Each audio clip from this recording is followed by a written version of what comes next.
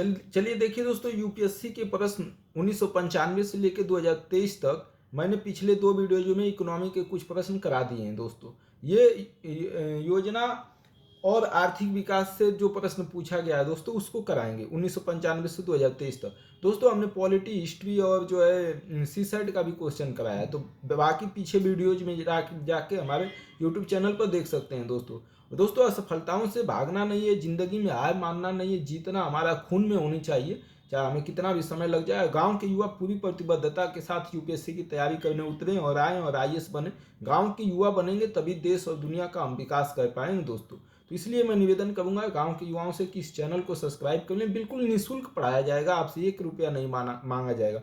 इसी को दोस्तों आप पैसा दे के पढ़ेंगे तो खुश हो जाएंगे और जो है टाइम देंगे, बिना पैसे का महत्व नहीं समझते हैं तो समझिए दोस्तों, बाकी आपकी इच्छा। चलिए आइए, निम्नलिखित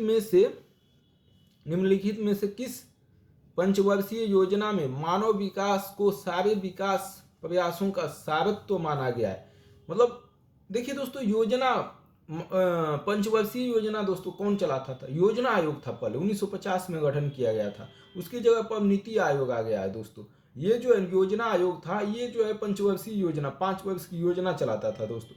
तो पूछ रहा है कि मानव विकास को सारे विकास प्रयासों का सारत्व माना गया किस पंचवर्षीय योजना में? पहला दिया है तीसरी पंचवर्षीय योजना में, बी 5वीं पंचवर्षीय योजना में, सी 6वीं पंचवर्षीय योजना में, डी 8वीं पंचवर्षीय योजना में। किस पंचवर्षीय योजना में दोस्तों? सी दिया है दोस्तों 6वीं पंचवर्षीय योजना में, डी दिया है 8वीं पंचवर्षीय योजना में। 1995 में पूछा गया है दोस्तों। ये 1995 इंगित करेगा दोस्तों, ऐसा जो है कि किस वर्ष पूछा गया है, जितना आएगा दोस्तों तो उसको देख के आप पहचान सकते हैं। देखिए दोस्तों, ये 8वीं पंचवर्षीय योजना थी। कौन थी? 8वीं पंचवर्षीय योजना जो है मानव विकास को सारे विकास प्रयासों का सारत्व माना गया था दोस्तों। अब 8वीं पंचवर्षीय योजना दोस्तों 1992 से लेकर 1997 तक चली। मतलब उदारवादी जो काल था 1991 का, उसमें 8वीं पंचवर्षीय योजना थी दोस्तों। ठीक है, तो उदारवादी भारत का उदारीकरण किया गया उस समय। कौन सी पंचवर्षीय योजना थी? ये प्रश्न आया तो बता दीजिएगा। 8वीं। तो इसमें मानव संसाधन का विकास अर्थात रोजगार, शिक्षा एवं जन स्वास्थ्य को शीर्ष प्राथमिकता दी गई। ठीक, इस योजना अवधि को देश में औद्योगिक उदारीकरण की नींव डालने वाला भी कहा जा सकता है। प्रधानमंत्री रोजगार योजना का प्रारंभ भी इसी पंचवर्षीय योजना में हुआ था। 8वीं पंचवर्षीय योजना में कुल निवेश में सार्वजनिक क्षेत्र का हिस्सा काफी कम होकर 34% रह गया था दोस्तों।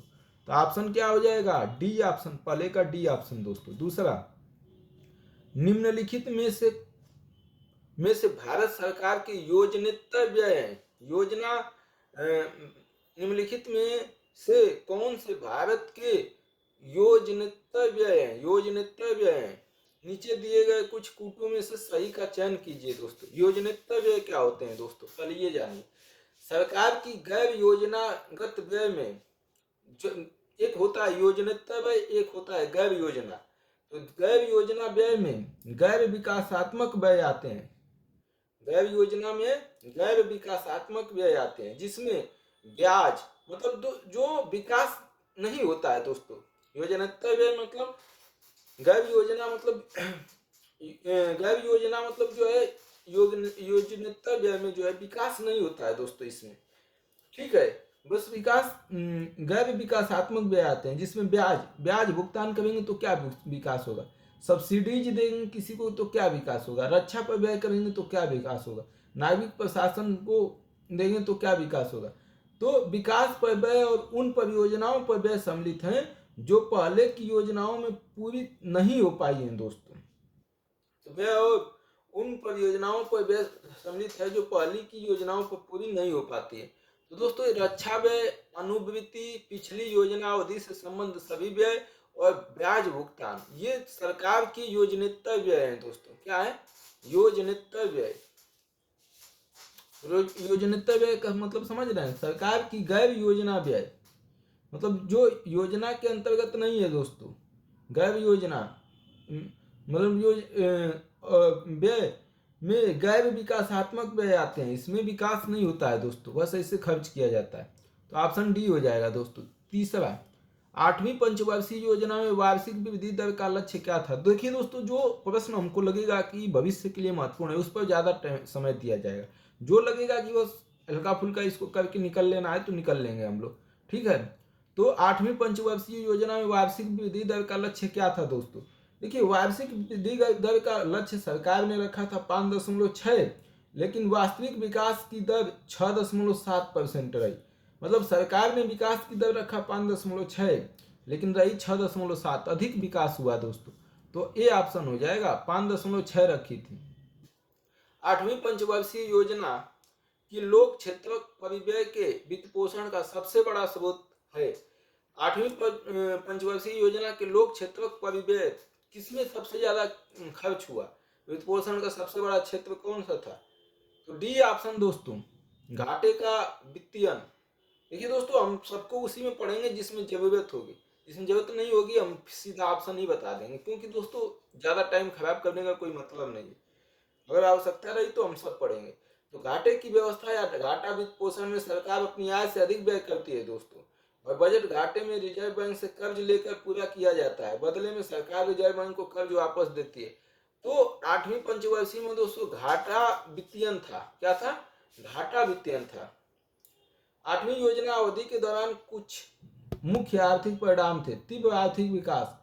अब तक की उच्चतम वार्षिक वृद्धि दर थी दोस्तों 6.8%।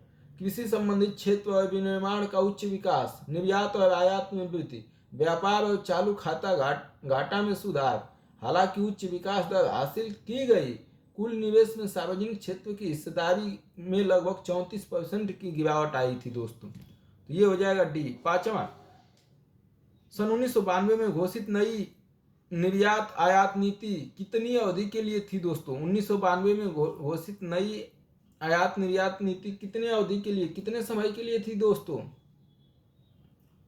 1 अप्रैल 1992 से लेके 1997 तक दोस्तों। कितना हुआ? 5 वर्ष तक थी दोस्तों, 5 वर्ष। छठवां, कथन कारण दिया है दोस्तों। कथन देखिए, आर्थिक उदारीकरण की एक महत्वपूर्ण नीति साधन है पूंजीगत माल पर आयात शुल्क में कमी। आर्थिक उदारीकरण, उदारीकरण मतलब पूरी दुनिया से जुड़ना दोस्तों, उदार बनाना अपनी अर्थव्यवस्था को, सबके लिए खोलना, कि एक महत्वपूर्ण नीति साधन है पूंजीगत माल तथा आयात शुल्क में कमी। जो आयात शुल्क जो हम लगाते थे उस पर कमी करना। कारण दिया है, आयात शुल्क में कमी से स्थानीय उद्यमियों को विश्व बाजार का सामना करने के लिए प्रौद्योगिकी का सुधार करने में सहायता मिलेगी। तो बताइए दोस्तों, कौन सा ऑप्शन सही होगा? ए और आर दोनों सही आ रहे कि सही व्याख्या करता है? इसे तो प्रश्न आप देखे ही होंगे, तो बता दीजिए दोस्तों क्या हो जाएगा। छठा का देखिए दोस्तों, ए और आर दोनों सही आ रहे कि सही व्याख्या करता है। आर्थिक उदारीकरण की एक महत्वपूर्ण नीति साधन है पूंजीगत माल पर आयात शुल्क में कमी। दोस्तों, उदारीकरण हम करेंगे ना तो जो विदेश से जो आ रहा है माल उस पर हम जो है टैक्स घटा देंगे, तभी तो वो हमारे यहाँ निवेश करेंगे।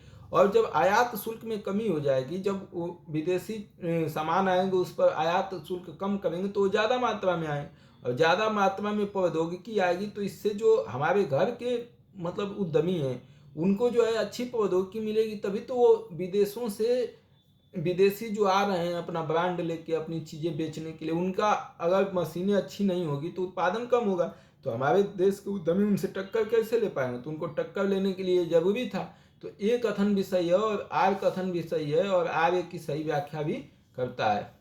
तो डी ए ऑप्शन हो जाएगा। 7वीं पंचवर्षीय योजना पूर्ववर्ती योजनाओं से भिन्न है। विशेष महत्वपूर्ण अंतर यह है कि 8वीं पंचवर्षीय योजना पूर्ववर्ती योजनाओं से भिन्न है। विशेष महत्वपूर्ण अंतर यह है कि, अब दोस्तों इतना पढ़े हैं तो बता ही दीजिए, अब तो आपके दिमाग में आ गया होगा अंतर। ए, इसमें पूर्ववर्ती योजनाओं की तुलना में काफी बड़ा परिव्यय निर्धारित था। बी, इसमें कृषि और ग्रामीण विकास पर प्रमुख बल था। सी, अधिक संरचना विकास के लिए पर्याप्त बल दिया गया। डी, औद्योगिक अनुज्ञापन समाप्त कर दिया गया। बताइए दोस्तों, अभी आप ऊपर पढ़े हैं तो उस हिसाब से भी बता सकते हैं।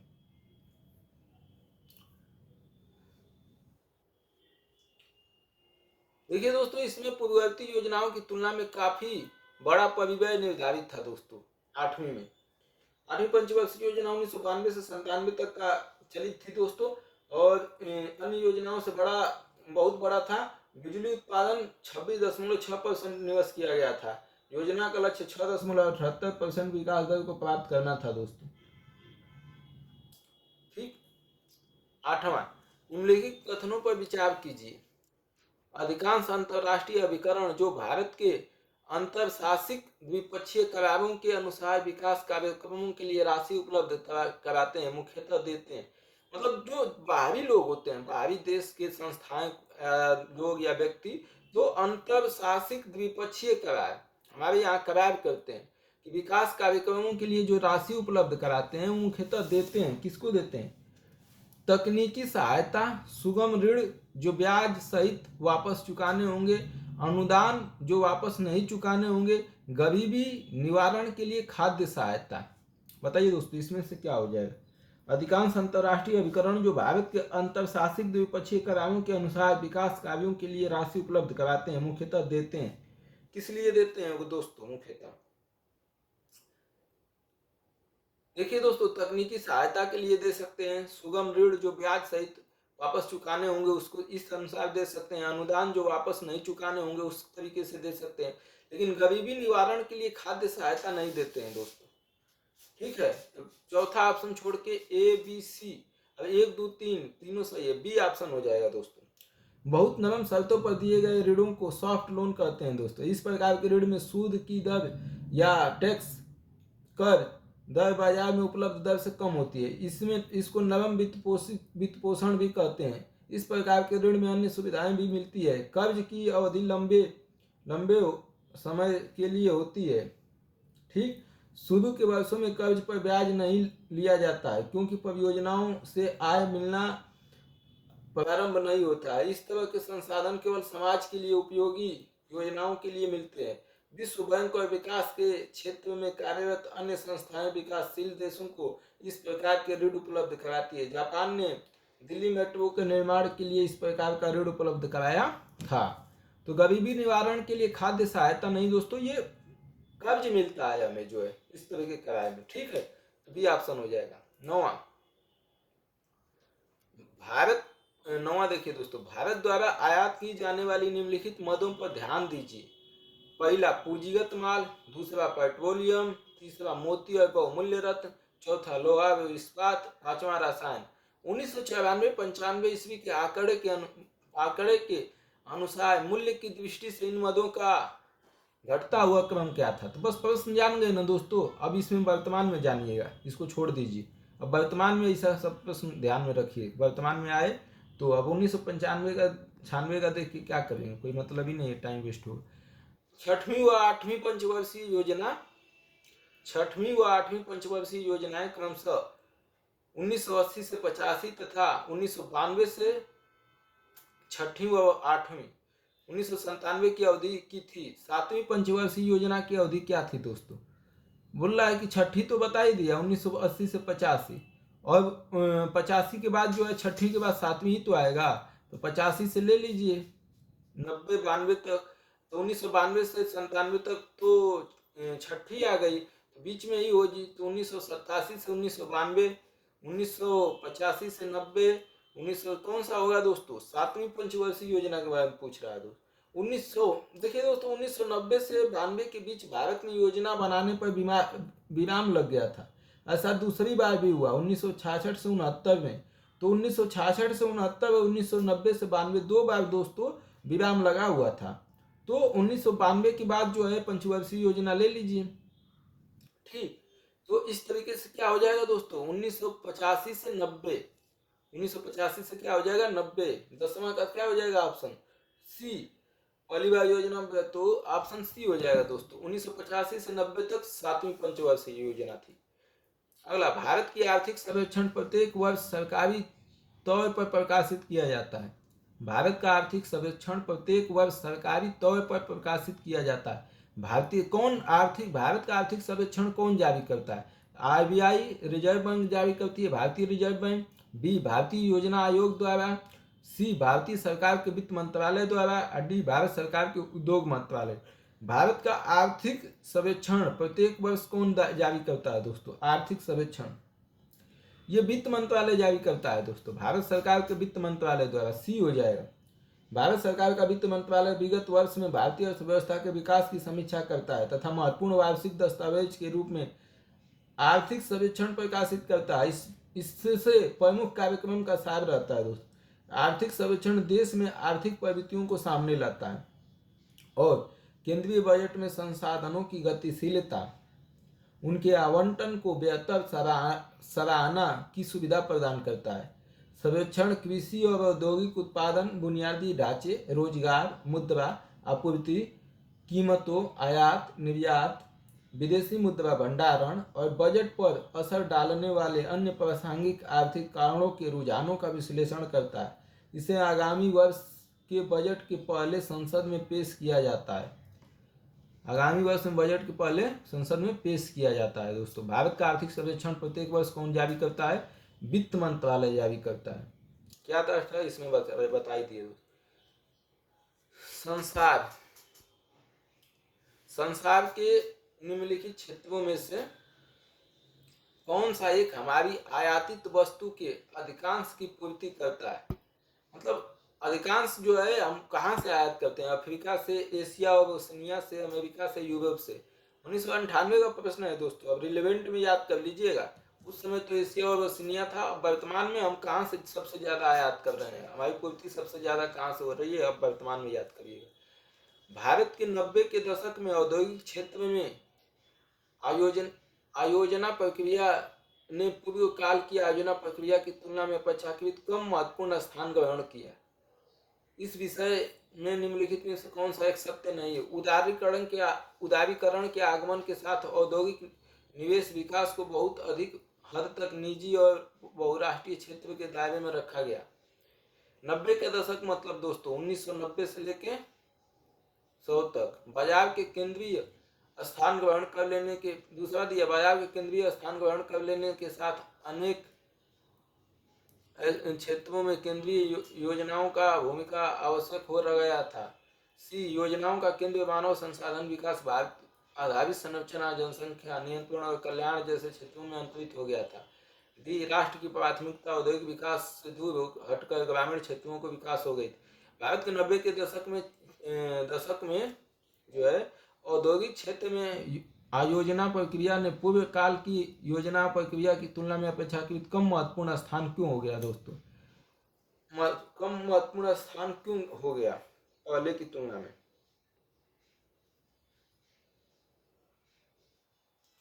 देखिए दोस्तों, ऑप्शन क्या दिया है इसमें?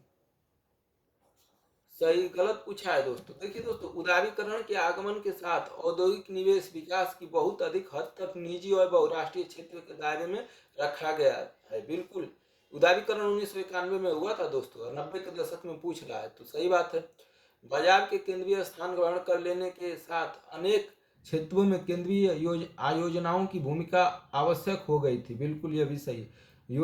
आयोजना का केंद्र मानव संसाधन विकास, आधारित संरचना, जनसंख्या नियंत्रण और कल्याण जैसे क्षेत्रों में अंतरिम हो गया था। यह भी सही है।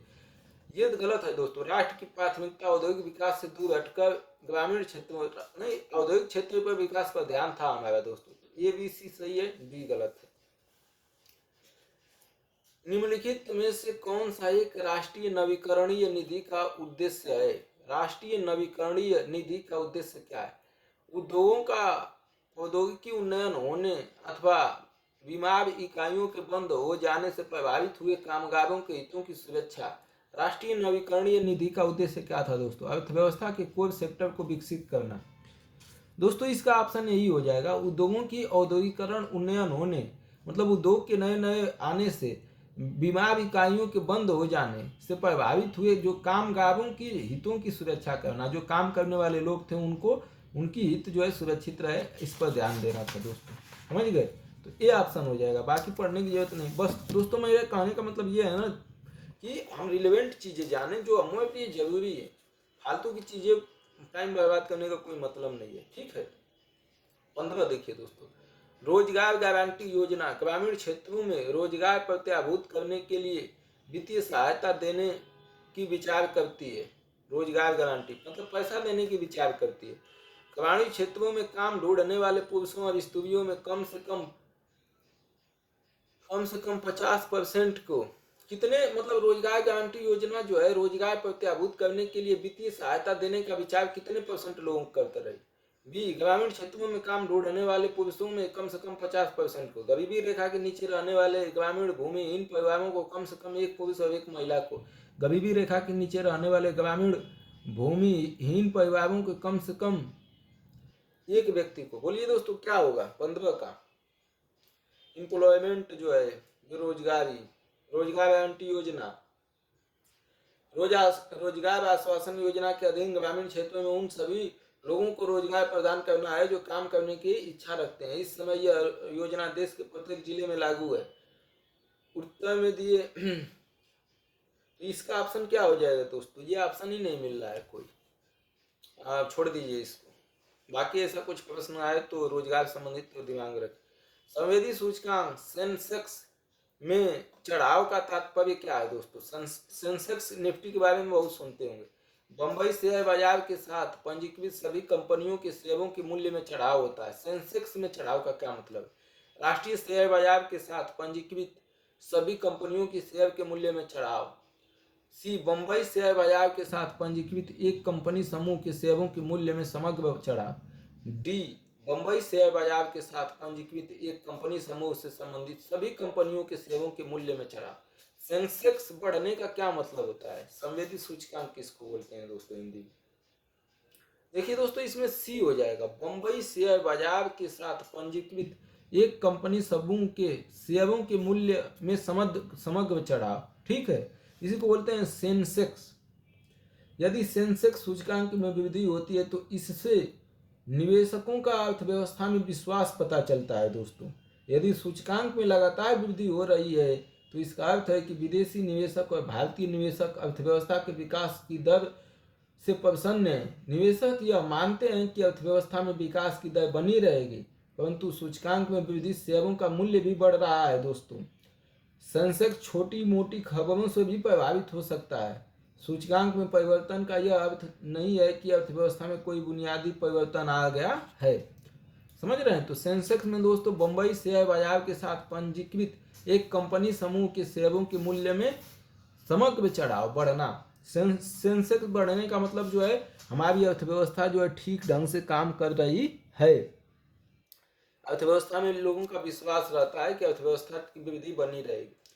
1991 के पश्चात भारत के निर्यात की वृद्धि दर में पर्याप्त वृद्धि हुई है। हम लोग निर्यात करने में ज्यादा सक्षम हो गए हैं उदारीकरण के बाद। क्या लगता है। कारण दिया है दोस्तों, भारत सरकार ने अवमूल्यन का आश्रय लिया है। निर्यात करने के लिए हम अवमूल्यन का आश्रय लिए हैं। अवमूल्यन मतलब अपने मूल्य को घटाना, अपनी पैसे की जो क्वालिटी बनी हुई थी, जो जितना था उसको कम करना। मतलब $1 अगर 70 रुपया में मिल रहा था, 70 रुपया में $1 मिल रहा था, तो हम अवमूल्यन कर देंगे तो $1 80 रुपया में मिलेगा दोस्तों। अवमूल्यन करने से लाभ होता है दोस्तों कि हमारी वस्तुएं सस्ती हो जाती है। हमारा जो वस्तु है वो सस्ती हो जाती है, और सस्ती होने से जो मूल्य गिर जाने से वस्तुएं हमारी सस्ती हो जाती है, तो बाहर के लोग उसे खरीदते हैं, निर्यात जो है हमारा बढ़ जाता है दोस्तों। तो 1991 में ऐसा कुछ अवमूल्यन किया गया था, बताइए दोस्तों। देखिए दोस्तों ऑप्शन ए सही है, ए और आर दोनों सही है।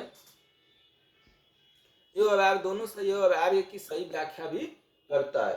ए और आर दोनों सही है, आर ए की सही व्याख्या भी करता है दोस्तों। अब देखिए दोस्तों कुछ पढ़ लीजिए, इसके बारे में कुछ जान लेते। यदि एक देश मुद्रा का अवमूल्यन करता है तो उस देश के निर्यात सस्ते हो जाते हैं। हमने बताया वस्तुओं की विदेशी मांग बढ़ जाती है, वस्तुओं की विदेशी मांग, विदेशों में मांग बढ़ जाती है वस्तुओं की, और निर्यात में वृद्धि होता है। 1991 के पश्चात भारतीय रुपए का अवमूल्यन हुआ है, अवमूल्यन हुआ था दोस्तों 1991 के बाद, और आजकल वो डॉलर के मुकाबले कमजोर चल रहा है। आजकल भी हम लोगों का दोस्तों डॉलर के मुकाबले रुपया कमजोर ही चल रहा है। अतः भारतीय निर्यात में वृद्धि होनी चाहिए दोस्तों। ये कोई एकदम फिक्स नहीं है कि एकदम हो ही जाएगा, होनी चाहिए लिखा होना चाहिए। ये जरूरी नहीं कि आप अवमूल्यन कर देंगे तो आपका पूरा जो है निर्यात होना है। अब कोरोना है, अवमूल्यन करके आप क्या कर लेंगे, लोग बंद है अर्थव्यवस्थाएं तो आपका निर्यात थोड़ी ना बढ़ेगा। अवमूल्यन निम्न उद्देश्यों से किया जाता है। प्रतिकूल भुगतान शेष में सुधार के लिए, अगर हमारा कर्ज कहीं ज्यादा हो गया है तो हम अवमूल्यन करके अपना निर्यात बढ़ा देते हैं जिससे पैसा मिल जाए और हम जो है प्रतिकूल भुगतान को संतुलित कर लें। अन्य देशों से व्यापारिक स्थिति बनाए रखने के लिए, अन्य देशों से व्यापारिक स्थिति दोस्तों क्या होता है ना कि जैसे पाकिस्तान में आम सस्ता मिल रहा है, हमारे यहाँ आम महंगा, तो हम अवमूल्यन कर देंगे तो हमारे यहाँ भी आम सस्ता हो जाएगा। तो अमेरिका अगर पाकिस्तान से ले रहा था आम तो अब हमारे यहाँ से लेना चालू कर देगा, भारत से। भूल सुधार करना, अगर भूल हो गई है दोस्तों तो उसको सुधार। उद्योगों को संरक्षण देना, उद्योग जो है दोस्तों जैसे जूता की कंपनी भारत में और एक पाकिस्तान में कंपनी है, अगर पाकिस्तान वाला जूता सस्ता बना रहा है तो हमें अवमूल्यन करके अपना भी जूता सस्ता करना पड़ेगा, तभी तो दूसरे देश के लोग जो है हमारे यहाँ से जूता खरीदेंगे। क्रय शक्ति से समन्वय करने में, खरीद क्षमता जो है समान करने में, आप पता चला आपका डॉलर खूब मजबूत हो गया, अब डॉलर मजबूत होने की वजह से दोस्तों क्या हुआ कि आप जो है क्रय शक्ति आपकी जो है मतलब जो है बहुत ज़्यादा हो गई, मतलब बहुत ज़्यादा ले रहे हैं, तो इससे जो है अन्य देश आपके यहाँ नहीं खरीदेंगे, महंगी वस्तुएं हो जाएगी। विदेशी विनियोगकर्ताओं को प्रोत्साहन देने में, विदेश की जो है उनको प्रोत्साहन देने में, तो ये ऑप्शन, ये दोस्तों ऐसा प्रश्न भविष्य में आने की संभावना है, इसलिए थोड़ा ठीक से तैयारी कर लीजिएगा इस पर। अगला दोस्तों दिया है सूची 1 और सूची 2 को मिलान करना है। विकास कार्यक्रम, राष्ट्रीय अनुप्रयुक्त आर्थिक अनुसंधान परिषद, इंदिरा गांधी विकास अनुसंधान परिषद, विश्व बैंक, संयुक्त राष्ट्र भारत विकास प्रतिवेदन पहला, दूसरा भारत विकास प्रतिवेदन, तीसरा विश्व विकास प्रतिवेदन, चौथा मानव विकास प्रतिवेदन। इसको बताना है दोस्तों, मिलान करना है। सीधा हम मिलान कर देते हैं दोस्तों, ज्यादा इसमें हम जो है इधर एनसीईआरटी कक्षा 12 से आया है दोस्तों, ये प्रश्न सोच लीजिए। एनसीईआरटी कक्षा 12 भी महत्वपूर्ण है दोस्तों। इसका ऑप्शन जो है देखिए दोस्तों, विकास कार्यक्रम किससे हो जाएगा? मानव विकास प्रतिवेदन से। विकास कार्यक्रम किससे संबंधित है? मानव विकास प्रतिवेदन से। राष्ट्रीय अनुपयुक्त आर्थिक अनुसंधान परिषद, ये जो है संयुक्त राष्ट्र विकास प्रतिवेदन से है दोस्तों। राष्ट्रीय अनुपयुक्त आर्थिक अनुसंधान परिषद संयुक्त राष्ट्र भारत विकास प्रतिवेदन से। इंदिरा गांधी विकास अनुसंधान परिषद, यह भारत विकास प्रतिवेदन से है दोस्तों। और विश्व बैंक दोस्तों विश्व विकास प्रतिवेदन से। तो लमसम यही से याद हो जाना चाहिए दोस्तों, विश्व बैंक का कोई बात आएगी तो विश्व विकास प्रतिवेदन से होगा। इंदिरा गांधी जी आएंगी, अगर इंदिरा गांधी विकास प्रतिवेदन आएगा तो भारत विकास प्रतिवेदन से होगा। विकास कार्यक्रम आएगा तो मानव विकास प्रतिवेदन से होगा। राष्ट्रीय अनुपयुक्त आर्थिक अनुसंधान आएगा तो किससे हो जाएगा दोस्तों? संयुक्त राष्ट्र भारत विकास प्रतिवेदन से। अगला दोस्तों, लाखों करोड़ों पुरुष एवं स्त्री श्रमिक जो वास्तव में काम करने की परस्पर हिस्सेदारी एवं सहयोगपूर्ण निष्पादन की भावना भर देना उपयुक्त अंश संबंधित है। सुनियोजित विकास से, सामुदायिक विकास से, पंचायती राज प्रणाली से, एकीकृत विकास कार्यक्रम से। लाखों करोड़ों पुरुष एवं स्त्री, एक की बात नहीं कर रहा है, श्रमिकों में जो वास्तव में काम करते हैं, परस्पर हिस्सेदारी एवं सहयोगपूर्ण निष्पादन की भावना भर देना। किसमें? सुनियोजित विकास से होगा, सामुदायिक विकास में होगा, पंचायती राज प्रणाली से होगा, एकीकृत विकास कार्यक्रम से होगा। किसमें होगा दोस्तों? ये तो आप लोग सभी लोग जान ही गए होंगे, समुदाय की बात कर रहा है ना बहुत से लोग, सामुदायिक विकास कार्यक्रम से होगा दोस्तों। भारत में 1992 ईस्वी में भारत सरकार ने सामुदायिक विकास कार्यक्रम को प्रारंभ किया था। याद कर लीजिए दोस्तों, अभी भी आ सकता है जी। 1992 में भारत सरकार ने सामुदायिक विकास कार्यक्रम प्रारंभ किया था। इस कार्यक्रम का मुख्य उद्देश्य क्या था? लाखों करोड़ों पुरुष एवं स्त्री श्रमिकों में जो वास्तव में काम करते हैं, परस्पर हिस्सेदारी एवं सहयोगपूर्ण निष्पादन से भर देना था। यह कार्यक्रम अमेरिकी संस्था फोर्ड फाउंडेशन की सहायता से प्रारंभ किया गया था। अमेरिकी संस्था फोर्ड फाउंडेशन की सहायता से प्रारंभ किया गया था। अगला दोस्तों, भारत में आर्थिक उदारीकरण, इकोनॉमिक लिबरलाइजेशन शुरू हुआ। औद्योगिक लाइसेंस नीति के वास्तविक बदलाव के साथ, भारतीय रुपए की परिवर्तनशीलता के साथ, प्रत्यक्ष विदेशी पूंजी निवेश में कार्याविधिक औपचारिक दूर करने के साथ, कर दरों में महत्वपूर्ण कटौती के साथ हमारा आर्थिक उदारीकरण कैसे हुआ दोस्तों? आर्थिक उदारीकरण ये तो सब लोगों को पता होगा। जो हम लोग लाइसेंस लगा रखे थे दोस्तों कि आप जो है इस क्षेत्र में नहीं आ सकते, इस क्षेत्र में लाइसेंस लेना पड़ेगा, तो औद्योगिक लाइसेंस नीति में वास्तविक बदलाव के साथ इसमें बदलाव किया गया, तब जो है आर्थिक उदारीकरण शुरू हो गया दोस्तों। तो ऑप्शन ए हो जाएगा। महत्वपूर्ण प्रश्न आ रहे हैं दोस्तों, अच्छे अच्छे प्रश्न आ रहे हैं। अगला, निम्नलिखित कथनों पर विचार कीजिए दोस्तों। भारतीय रुपया पूर्णतः परिवर्तनीय है। देखिए दोस्तों, भारतीय रुपया पूर्णतः परिवर्तनीय का मतलब हर जगह हम चेंज कर सकते हैं भारत को किसी अन्य देश के रुपये के साथ, समझ रहे हैं। पूर्णतः परिवर्तन, बाजार जो है मार्केट जो है वो करने लगता है दोस्तों। मतलब मार्केट जो है इसको चलाने लगता है रुपए को। मार्केट जैसे डाउन ऊपर होगा, आरबीआई जो है छोड़ देती है पूर्ण परिवर्तन में दोस्तों, कोई परिवर्तन नहीं होने। तो पूर्ण परिवर्तन होने से लाभ भी होता है दोस्तों और कभी कभी नुकसान भी होता है। ठीक, पहले देखते हैं भुगतान शेष के चालू लेखा के संबंध में।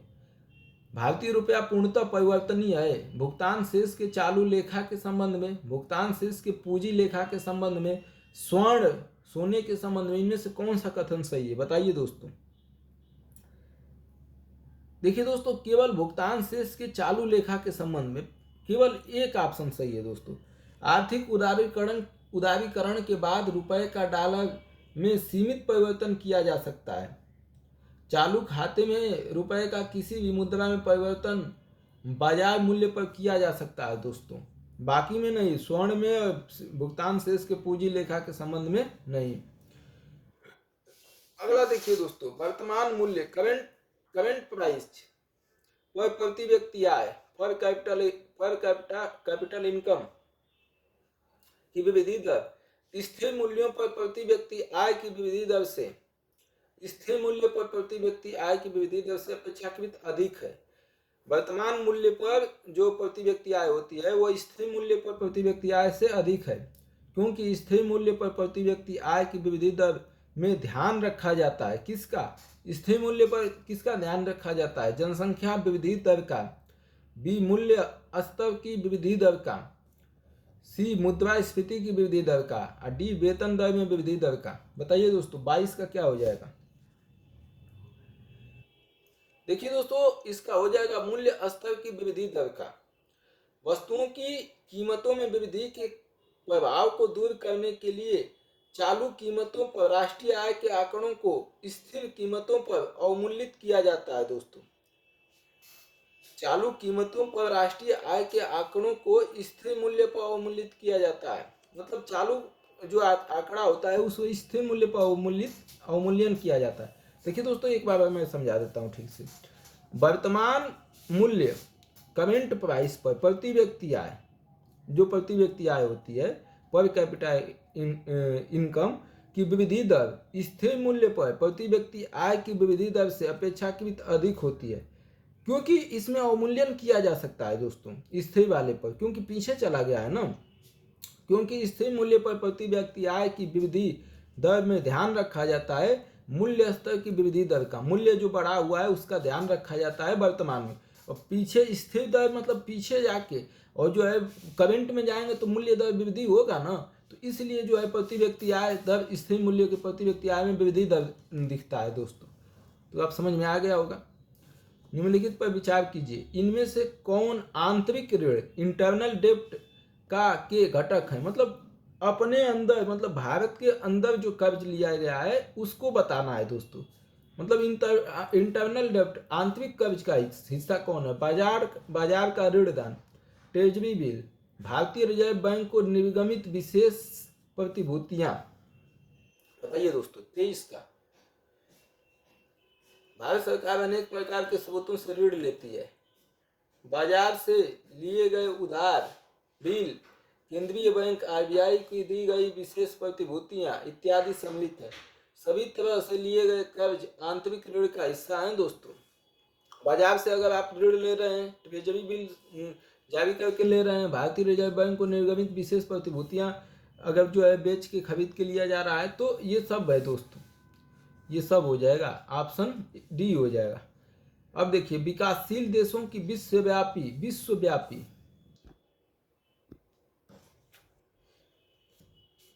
देखिए, विकासशील मतलब थोड़ा अभी विकसित देश नहीं है, गरीबी देश है। ठीक है, थोड़ा गरीबी देश है दोस्तों। अब देखिए क्या बोल रहा है। विकासशील देशों की विश्वव्यापी पूंजी प्रवाह में 90 के दशक में महत्वपूर्ण वृद्धि हुई। पूर्वी एशिया वित्तीय संकट और लैटिन अमेरिकी अनुभव को देखते हुए किस प्रकार का अंतर प्रवाह मेजबान देश के लिए अच्छा है? किस प्रकार का अंतर प्रवाह मेजबान देश के लिए अच्छा है, मतलब अपने देश में किस प्रकार का व्यक्ति अच्छा है? ए व्यवसायिक ऋण, बी विदेशी प्रत्यक्ष ऋण, सी विदेशी पोर्टफोलियो निवेश, डी व्यावसायिक ऋण। कौन सा होगा दोस्तों? हो जाएगा विदेशी प्रत्यक्ष ऋण दोस्तों, विदेशी प्रत्यक्ष ऋण, ये सही ऑप्शन है। विकासशील देशों की विश्वव्यापी पूंजी प्रवाह में 90 के दशक में महत्वपूर्ण वृद्धि हुई। पूर्वी एशियाई वित्तीय संकट और लैटिन उत्तरी अमेरिका को देखते हुए किस प्रकार का अंतर प्रवाह मेजबान देश के लिए अच्छा है दोस्तों? विदेश से प्रत्यक्ष ऋण लेना जो है ये अच्छा है। अब इसके बारे में थोड़ा सा हम ठीक से समझेंगे। चलिए मेरे अजीज दोस्तों, आइए हम देखते हैं विकासशील देश की विश्वव्यापी पूंजी प्रवाह में। विकासशील देश का अगर पूंजी प्रवाह में 90 के दशक में महत्वपूर्ण वृद्धि हुई तो पूर्वी एशिया के वित्तीय संकट और लैटिन उत्तरी अमेरिका के अनुभव को देखते हुए किस प्रकार का अंतर प्रवाह मेजबान देश के लिए अच्छा है? तो जो प्रत्यक्ष विदेशी प्रत्यक्ष ऋण लिया जाता है वो अच्छा है दोस्तों।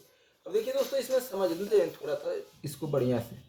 देखिए, प्रत्यक्ष विदेशी निवेश दिए हुए विकल्प में सबसे उत्तम है दोस्तों। विदेशी प्रत्यक्ष ऋण दिया है, इसमें निवेश दिया है, वही बात है। इस तरह की पूंजी अधिक समय के लिए देश में रहती है दोस्तों। वाणिज्यिक बैंकों से लिए गए ऋण सबसे भारी पड़ते हैं क्योंकि इनमें ब्याज की दर बहुत अधिक होती है और शेयर और बॉन्ड में विदेशी निवेश कभी भी देश से पलायन कर सकते हैं। अगर देखिए दोस्तों, ब्याज पर कर्ज लेंगे तो ब्याज देना बहुत मुश्किल हो जाएगा, ब्याज अधिक देना पड़ेगा। अगर बॉन्ड और शेयर खरीदे हैं विदेश वाले तो तुरंत निकाल लेंगे, अमेरिका की ब्याज दर वृद्धि होगी तो जहाँ अच्छा ब्याज मिलेगा वहाँ भागेंगे। विदेशी उधारकर्ताओं से मांगे गए बैंक ऋण आपूर्तिकर्ताओं के ऋण। देखिए दोस्तों, यहाँ विदेशी ये होना चाहिए दोस्तों, विदेशी प्रत्यक्ष निवेश होना चाहिए बी। 24 की जगह पर दोस्तों लिख दिया है ऋण। विदेशी उधारदाताओं से मांगे गए बैंक ऋण आपूर्तिकर्ताओं के ऋण और खरीदारों के ऋण का प्रतिभूतिकृत उपकरणों के रूप में ईसीबी। सरल शब्दों में वाणिज्यिक उद्देश्य के लिए वाणिज्यिक ऋण है।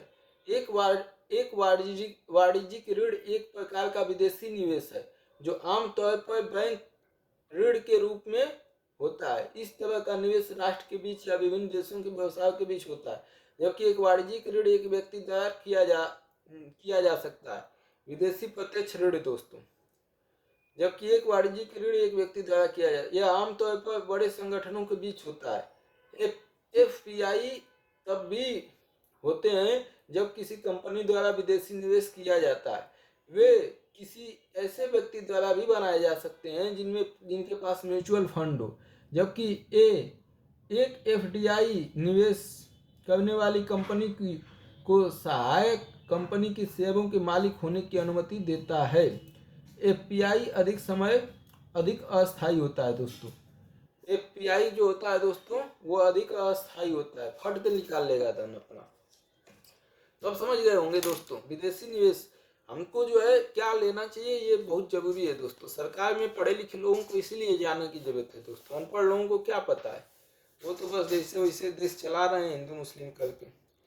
भारत की पंचवर्षीय योजना अंतिम रूप से अनुमोदित की जाती है। पंचवर्षीय योजना को अंतिम रूप से कौन अनुमोदित करता है? केंद्रीय मंत्रिमंडल द्वारा, प्रधानमंत्री की सलाह पर, राष्ट्रपति द्वारा। दोस्तों ये अब प्रश्न आएगा नहीं, ये अब आएगा नहीं। नेशनल डेवलपमेंट एनडीसी जो है राष्ट्रीय विकास परिषद जो है करता था दोस्तों, डी। और ऐसा प्रश्न अब आने का कोई दूर दूर तक चांस नहीं है, ना आना है। किसी देश को ऋण जाल में फंसा हुआ कहा जा सकता है। किसी देश को कैसे हम मान सकते हैं कि कर्ज में फंसा हुआ है? उसे बकाया कर्ज पर ब्याज के भुगतान के लिए ऋण लेना पड़ता है। जो ब्याज देना है उसके लिए भी कर्ज लेना पड़ता है। उसे अंतर्राष्ट्रीय मुद्रा कोष द्वारा लगाई गई शर्तों को पालन करना पड़ता है। सी, विदेशी ऋणदाताओं ने उसे ऋण अथवा सहायता देने से इनकार कर दिया है। डी, विश्व बैंक बकाया ऋण के साथ साथ नए ऋणों पर ब्याज की बहुत अधिक दर वसूल करता है। किसी देश को ऋण जाल में फंसा हुआ कहा जा सकता है, मतलब ऋण जाल में एकदम फंस गया है। ये जो है दोस्तों, उसे बकाया कर्ज पर ब्याज के भुगतान के लिए ऋण लेना पड़ता है। और सबसे खतरनाक तो यही है दोस्तों कि एक तो पहले से ही कर्जा है और कर्जा को भरने के लिए भी हमें कर्जा लेना पड़े, तो इससे खतरनाक क्या हो सकता है दोस्तों। तो अब इसमें समझाने के लिए तो कुछ है नहीं दोस्तों, तो यही हो जाएगा ऑप्शन ए। मतलब कर्ज के लिए भाई कर्ज ले रहे हो तो ये तो ब्याज, एक तो पहले ही कर्ज देना है, उस पर ब्याज देने के लिए ही हम ले रहे हैं, और फिर जो कर्ज लेंगे उस पर भी ब्याज देंगे, तो ये पूरी तरीके से फंस गया है। वो देश जो है पूरी तरीके से फंस गया है। निम्नलिखित सेवा कर में से कौन सा एक सही कथन है? सेवा कर दोस्तों जानते हैं, सेवा कर सेवा के लिए जो लगाया जाता है। केंद्र सरकार द्वारा उद्ग्रहित प्रत्यक्ष कर है, केंद्र सरकार द्वारा उद्ग्रहित अप्रत्यक्ष कर है, राज्य सरकार द्वारा उद्ग्रहित प्रत्यक्ष कर है, राज्य सरकार द्वारा। सेवा कर जो है लगाया जाता है दोस्तों, सेवा के बदले लिया जाता है टैक्स। सेवा करने पर भी पैसा मिलता है दोस्तों, तो उस प्रकार का जो टैक्स होता है उसको कौन लेता है दोस्तों, ये हमसे पूछा है। बोलिए दोस्तों कौन लेता है? ये लेता है दोस्तों केंद्र सरकार द्वारा उद्ग्रहित अप्रत्यक्ष कर है। केंद्र सरकार द्वारा जो है अप्रत्यक्ष कर जो है लगाया जाता है दोस्तों, ये अप्रत्यक्ष कर है। सेवा कर सेवाओं पर एक तरह का कर है, जिसे कर वित्त अधिनियम 1994 के तहत केंद्र सरकार द्वारा निर्दिष्ट कुछ सेवाओं के लेन देन पर लगाया गया है। यह एक अप्रत्यक्ष कर है, जिसका अर्थ है सामान्य रूप से सेवा प्रदाता कर देता है और कर योग्य सेवाओं के प्राप्तकर्ता में उस राशि की वसूली करता है। संविधान की 7वीं अनुसूची में अनुच्छेद 270 में संशोधन कर 268 जोड़ा गया। 88वें संशोधन 2003 द्वारा तथा सेवा कर का विस्तार किया गया है दोस्तों। यह क्या है? केंद्र सरकार द्वारा लिया जाता है और यह अप्रत्यक्ष कर है दोस्तों। सेवा का मतलब समझ रहे हैं कि नहीं? सेवा के बदले जो है टैक्स।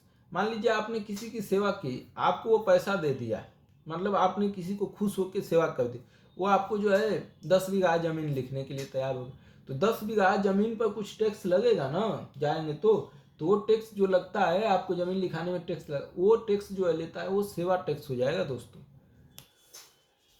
28वां, किस पंचवर्षीय योजना के दौरान आपातकाल लगाया गया था और नए चुनाव हुए थे और जनता पार्टी की सरकार बनी थी दोस्तों? कौन से पंचवर्षीय योजना थी दोस्तों? कौन सा वर्ष था पहले ये जान लीजिए दोस्तों।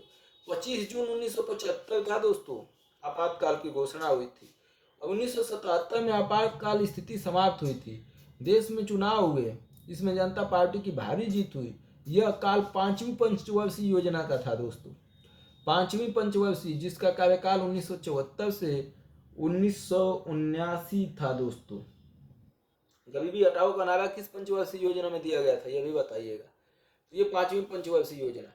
अब भारतीय योजना के संबंध में निम्नलिखित कथनों में से कौन, निम्नलिखित कथनों पर विचार कीजिए। भारतीय योजना, द्वितीय पंचवर्षीय योजना में भारी उद्योगों की स्थापना पर बल दिया गया। दूसरा, तृतीय पंचवर्षीय योजना है औद्योगिकरण की रणनीति के रूप में आयात प्रतिस्थापन की अवधारणा का प्रारंभ किया। बताइए दोस्तों 29 का बताइए दोस्तों। दूसरी पंचवर्षीय योजना में भारी उद्योगों के विकास पर जोर दिया गया था, बिल्कुल सही है। और आयात प्रतिस्थापन, तृतीय पंचवर्षीय योजना ने औद्योगिकरण की रणनीति के रूप में आयात प्रतिस्थापन, आयात का प्रतिस्थापन किया जाए, आयात को जितना हम आयात कर रहे हैं उसको कम करना पड़े, इस अवधारणा को प्रारंभ किया गया था। तो दोनों ऑप्शन सही है दोस्तों, हो जाएगा सी।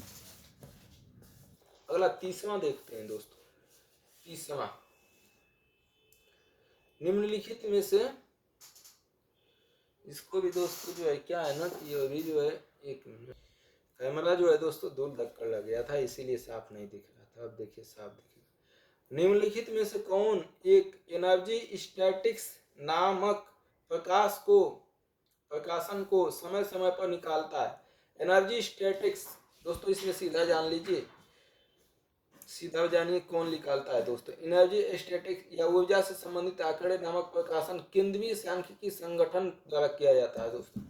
केंद्रीय सांख्यिकी संगठन, बी ऑप्शन हो जाएगा। सेंट्रल स्टैटिक्स ऑर्गेनाइजेशन, CSO द्वारा किया जाता है। कौन सा? एनर्जी स्टैटिक्स, केंद्रीय सांख्यिकी संगठन द्वारा। स्वतंत्र भारत 31 स्वतंत्र भारत की अर्थव्यवस्था के संदर्भ में निम्नलिखित में से कौन सा एक सर्वप्रथम घटित होने वाला घटना थी दोस्तों? सर्वप्रथम क्या हुआ स्वतंत्र भारत में? बीमा कंपनियों का राष्ट्रीयकरण किया गया, भारतीय स्टेट बैंक का राष्ट्रीयकरण किया गया, बैंकिंग रेगुलेशन एक्ट का अधिनियम किया गया, पहली पंचवर्षीय योजना लागू की गई। बताइए दोस्तों क्या हो जाएगा? बैंकिंग विनियमन अधिनियम 1949 में पारित हुआ था। पहली पंचवर्षीय योजना 1951 में प्रारंभ हुई थी। भारतीय स्टेट बैंक का राष्ट्रीयकरण 1955 में हुआ था। बीमा कंपनियों का राष्ट्रीयकरण 1956 में LIC और 1973 में साधारण बीमा हुआ था दोस्तों। तो कौन हुआ था? सबसे पहले बैंकिंग रेगुलेशन एक्ट का अधिनियम 1949, ठीक है, बैंकिंग विनियमन अधिनियम हुआ था दोस्तों। बी ऑप्शन हो जाएगा।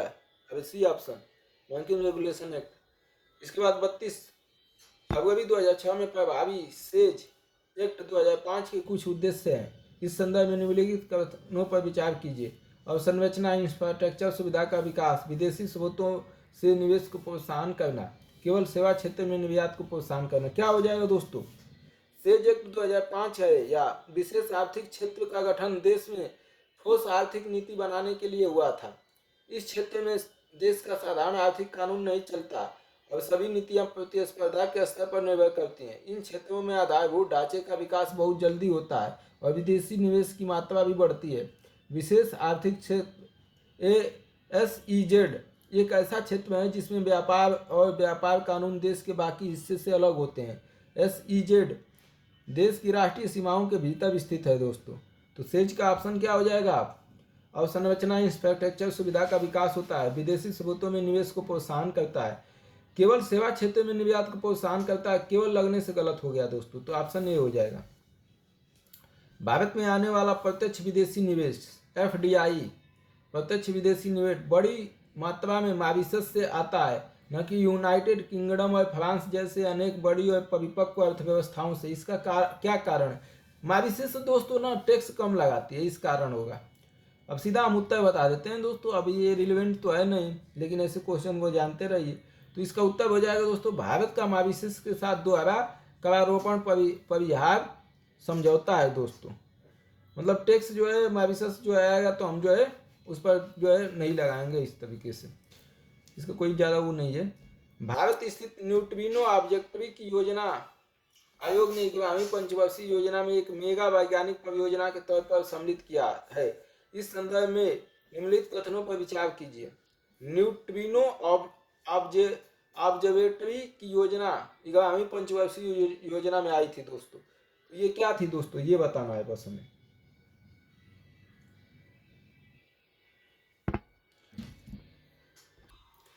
चलिए देखिए दोस्तों, इसका उत्तर हो जाएगा डी 34 का।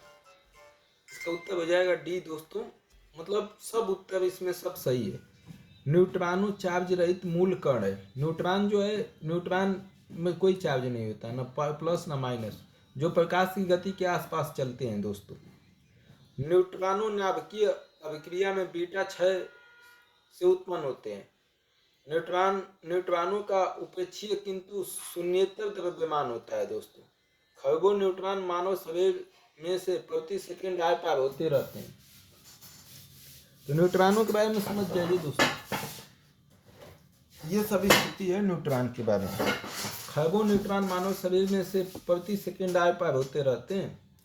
तो डी ऑप्शन हो गया दोस्तों। अगला, 11वीं पंचवर्षीय योजना में निरूपित समावेशी विकास निम्नलिखित में से किस एक को सम्मिलित नहीं करता है दोस्तों? गरीबी की कमी लाना, रोजगार अवसरों का विस्तार करना, पूंजी बाजार का सशक्तिकरण करना, लिंग असमानता में कमी लाना, किसकी एक बात नहीं करता है 11वीं पंचवर्षीय योजना दोस्तों?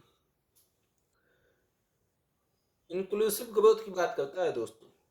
और ये जो है पूंजी बाजार का सशक्तिकरण करना, इसकी बात नहीं करता है दोस्तों, बाकी सबकी करता है। गरीबी में कमी लाना, रोजगार अवसरों का विस्तार करना, लिंग असमानता में कमी लाना, ठीक है।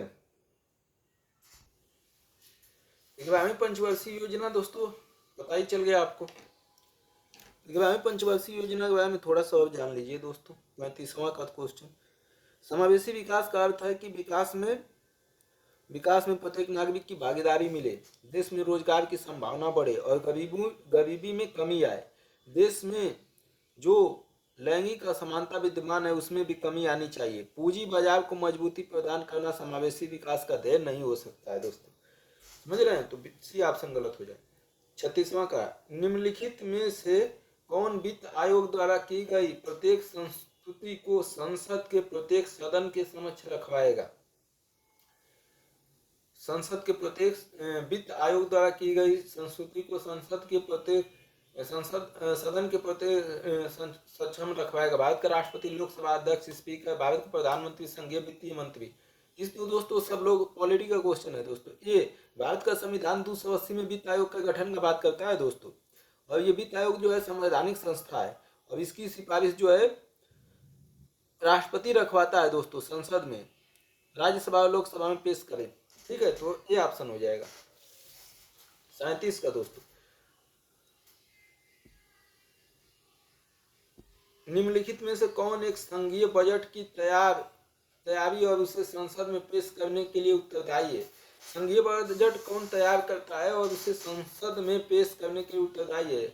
ए राजस्व विभाग, बी आर्थिक कार्य का विभाग, सी वित्तीय सेवाएं विभाग, डी व्यय विभाग। बताइए दोस्तों 37 का। यह भी पॉलिटिक्स का ही एक तरह से क्वेश्चन है दोस्तों। आर्थिक कार्य मंत्रालय जो होता है दोस्तों, आर्थिक कार्य विभाग, ये जो है संघीय बजट की तैयार करता है और इसे संसद में पेश करता है। ठीक है, तो डिपार्टमेंट ऑफ इकोनॉमिक अफेयर्स दोस्तों, भारत सरकार का आर्थिक कार्य विभाग केंद्रीय बजट तैयार करता है और इसे संसद में पेश करता है। यदि किसी राज्य में राष्ट्रपति शासन लागू है तो उसका बजट भी इसी विभाग को बनाना पड़ता है। केंद्र शासित प्रदेशों का बजट भी यही बनाता है दोस्तों। ठीक है, तो समझ में आ गया होगा केंद्र सरकार का। और वो वहाँ जहाँ जो है अगला दोस्तों 38 का, सरकार निम्नलिखित कार्यों पर विचार कीजिए। सरकार के निम्नलिखित कार्यों पर आर्थिक मंदी के संदर्भ में उपयुक्त कार्यों में से कौन से राजकोषीय उद्दीपन पैकेज का भाग माने जा सकते हैं? आर्थिक मंदी हो तो उस समय राजकोषीय पैकेज का भाग किसे माना जाता है? कर दरों में कटौती करना, सरकारी व्यय को बढ़ाना, उपादानों को समाप्त करना। बताइए दोस्तों 38 का। देखिए दोस्तों, कर दरों में कटौती करना और सरकारी व्यय को बढ़ाना तो राजकोषीय उद्दीपन पैकेज का भाग माने जा सकते हैं दोस्तों। तो ये माने जा सकते हैं दोस्तों, लेकिन उपादानों को समाप्त करना ये गलत है दोस्तों। तो सरकार निम्नलिखित कार्यों पर विचार कीजिए। आर्थिक मंदी के संदर्भ में उपयुक्त कार्यों में से कौन से राजकोषीय उद्दीपन पैकेज का भाग माने जा सकते हैं? पैकेज मतलब राजकोष का भाग किसे माना जाता है? कर दरों में कटौती करना, सरकारी व्यय को बढ़ाना, उपादानों को समाप्त करना, ये नहीं माना जा सकता है दोस्तों। तो इसके बारे में थोड़ा सा बढ़िया से देख लीजिए। यदि अर्थव्यवस्था में मंदी की स्थिति है तो मांग बढ़ाने के लिए कर की दरों में कमी की जाती है दोस्तों। समझ रहे हैं ना? अगर जो है मंदी है तो मंदी में क्या होता है कि पैसा लोगों के पास जो है नहीं होता है, तो अगर मार्केट में पैसा कम होगा तो लोग जो है व्यवसाय अपना क्रियाकलाप नहीं कर पाते हैं और रोजगार से छटनी होने लगती है, बेरोजगार होने लगते हैं। तो अगर मार्केट में पैसा जाएगा तो लोग जो है व्यवसाय करेंगे, कुछ लोग जो है लोन लेंगे। तो लोन कब लेंगे? जब ब्याज दर कम होगी। ब्याज दर कब कम होगी? जब टैक्स में कटौती किया जाएगा। सरकारी व्यय बढ़ाने से भी मांग में वृद्धि होगी, परंतु सब्सिडी घटाने पर कीमतें बढ़ेंगी दोस्तों। उपादानों का मतलब होता है सब्सिडी, और सब्सिडी जो है मतलब सब्सिडी मिलता है दोस्तों। जैसे जो है आप जो ये यूरिया खरीदते हैं उस पर सब्सिडी देती है। अगर सरकार सब्सिडी बंद कर देगी दोस्तों तो कीमतें बढ़ जाएंगी और मांग में कमी आएगी। इससे अर्थव्यवस्था क्या हो जाएगा? मंदी में चला जाएगा। तीसरा ऑप्शन दोस्तों।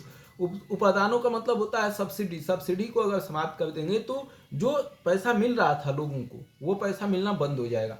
मतलब जो यूरिया जो है दोस्तों, यूरिया पर सरकार जो है 1-2 हज़ार सब्सिडी देती है। अगर बंद कर देगी तो यूरिया मार्केट में लोग नहीं ले जाएंगे, तो फिर फसल का उत्पादन कम हो जाएगा, फिर मंदी आ जाएगा। तो इसलिए कर की दरों में कटौती और सरकारी व्यय को बढ़ाना, ये जो है दोस्तों आर्थिक मंदी के संदर्भ में राजकोषीय पैकेज का भाग हो सकता है, लेकिन सब्सिडी का कम करना ये नहीं। तो ऑप्शन ए हो जाएगा दोस्तों। अगला, भारत की पंचवर्षीय योजनाओं के संदर्भ में औद्योगिकरण के ढांचे में परिवर्तन के अंतर्गत भारी उद्योग का महत्व कम करते हुए आधारित संरचना इंफ्रास्ट्रक्चर पर बल देने की शुरुआत किस योजना में की गई थी दोस्तों? भारी उद्योग को कम करते हुए आधारित संरचना इंफ्रास्ट्रक्चर पर बल देने की शुरुआत किस पंचवर्षीय योजना से चालू की गई थी दोस्तों? बताइए। इसका हो जाएगा दोस्तों 8वीं पंचवर्षीय योजना से। ठीक है, 8वीं पंचवर्षीय योजना बहुत ही महत्वपूर्ण है दोस्तों, हम लोगों ने कई बार चर्चा कर चुका है। तो 8वीं पंचवर्षीय योजना भारत की शुरू से योजनाओं में भावी उद्योग और आर्थिक विकास, तो ये 8वीं।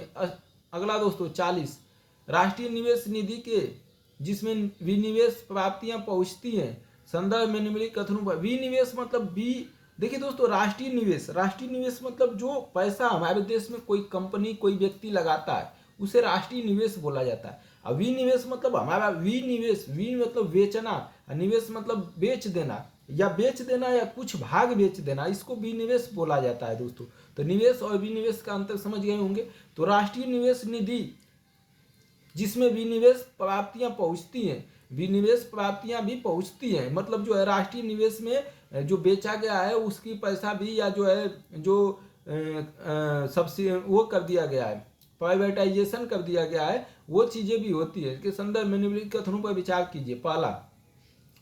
पहला दिया, केंद्रीय वित्त मंत्रालय राष्ट्रीय निवेश निधि की परिसंपत्तियों का प्रबंधन करता है, केंद्रीय वित्त मंत्रालय। दूसरा, राष्ट्रीय निवेश निधि भारत की संचित निधि के अंतर्गत रखी जाती है। तीसरा, कुछ परिसंपत्तियां प्रबंधन कंपनियां निधि प्रबंधनों के रूप में नियुक्त की जाती हैं। चौथा, वार्षिक आय का निश्चित अनुपात चुनिंदा सामाजिक क्षेत्रों का वित्त पोषण करने के लिए प्रयुक्त होता है। बताइए दोस्तों कौन सा ऑप्शन होगा, बहुत ही महत्वपूर्ण है राष्ट्रीय निवेश निधि के बारे में दोस्तों। राष्ट्रीय निवेश कोष की स्थापना जनवरी 2005 में हुई थी दोस्तों। सरकार द्वारा बेचे गए शेयरों से हुई आय इस कोष में जाती है। ये दोस्तों कब स्थापना हुई? 2005 में। सरकार जो बेचती है वो सब आय इस कोष में जाती है। इस कोष का प्रबंधन कुछ परिसंपत्तियां प्रबंधन कंपनियां करती हैं। कौन करती है दोस्तों? कुछ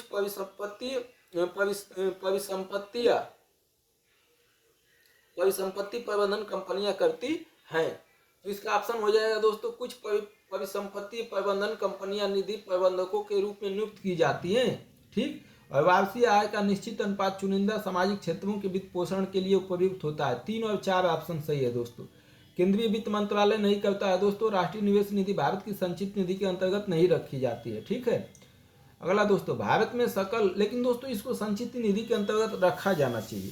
सरकार का एक एक पैसा हमारा है दोस्तों, उसको जरूरी है कि हम जो है जाने कहाँ से आया कहाँ खर्च हो रहा है। भारत में सकल कर राजस्व के प्रतिशत के रूप में, सकल साल भर का एक वर्ष के कर राजस्व के प्रतिशत के रूप में निम्नलिखित में से किस एक कर की प्राप्तियों में विगत 5 वर्षों में उल्लेखनीय कमी आई है?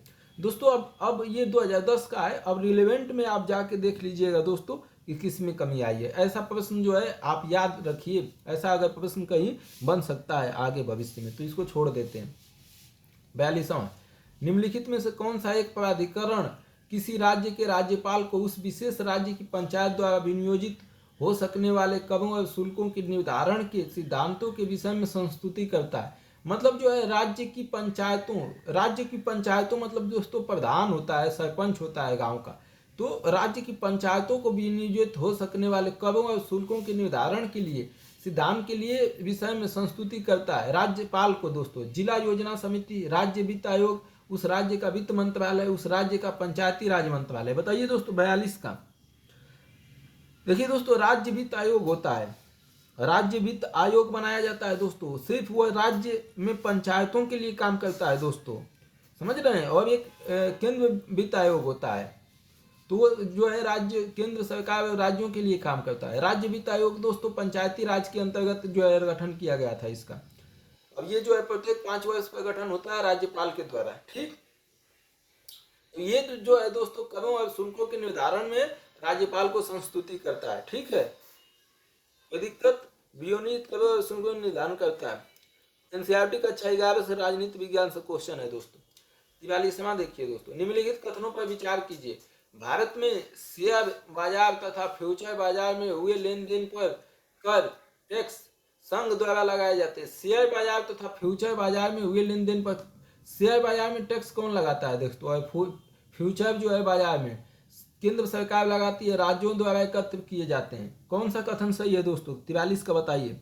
भारत में शेयर बाजार और वायदा बाजार में हुए लेन देन पर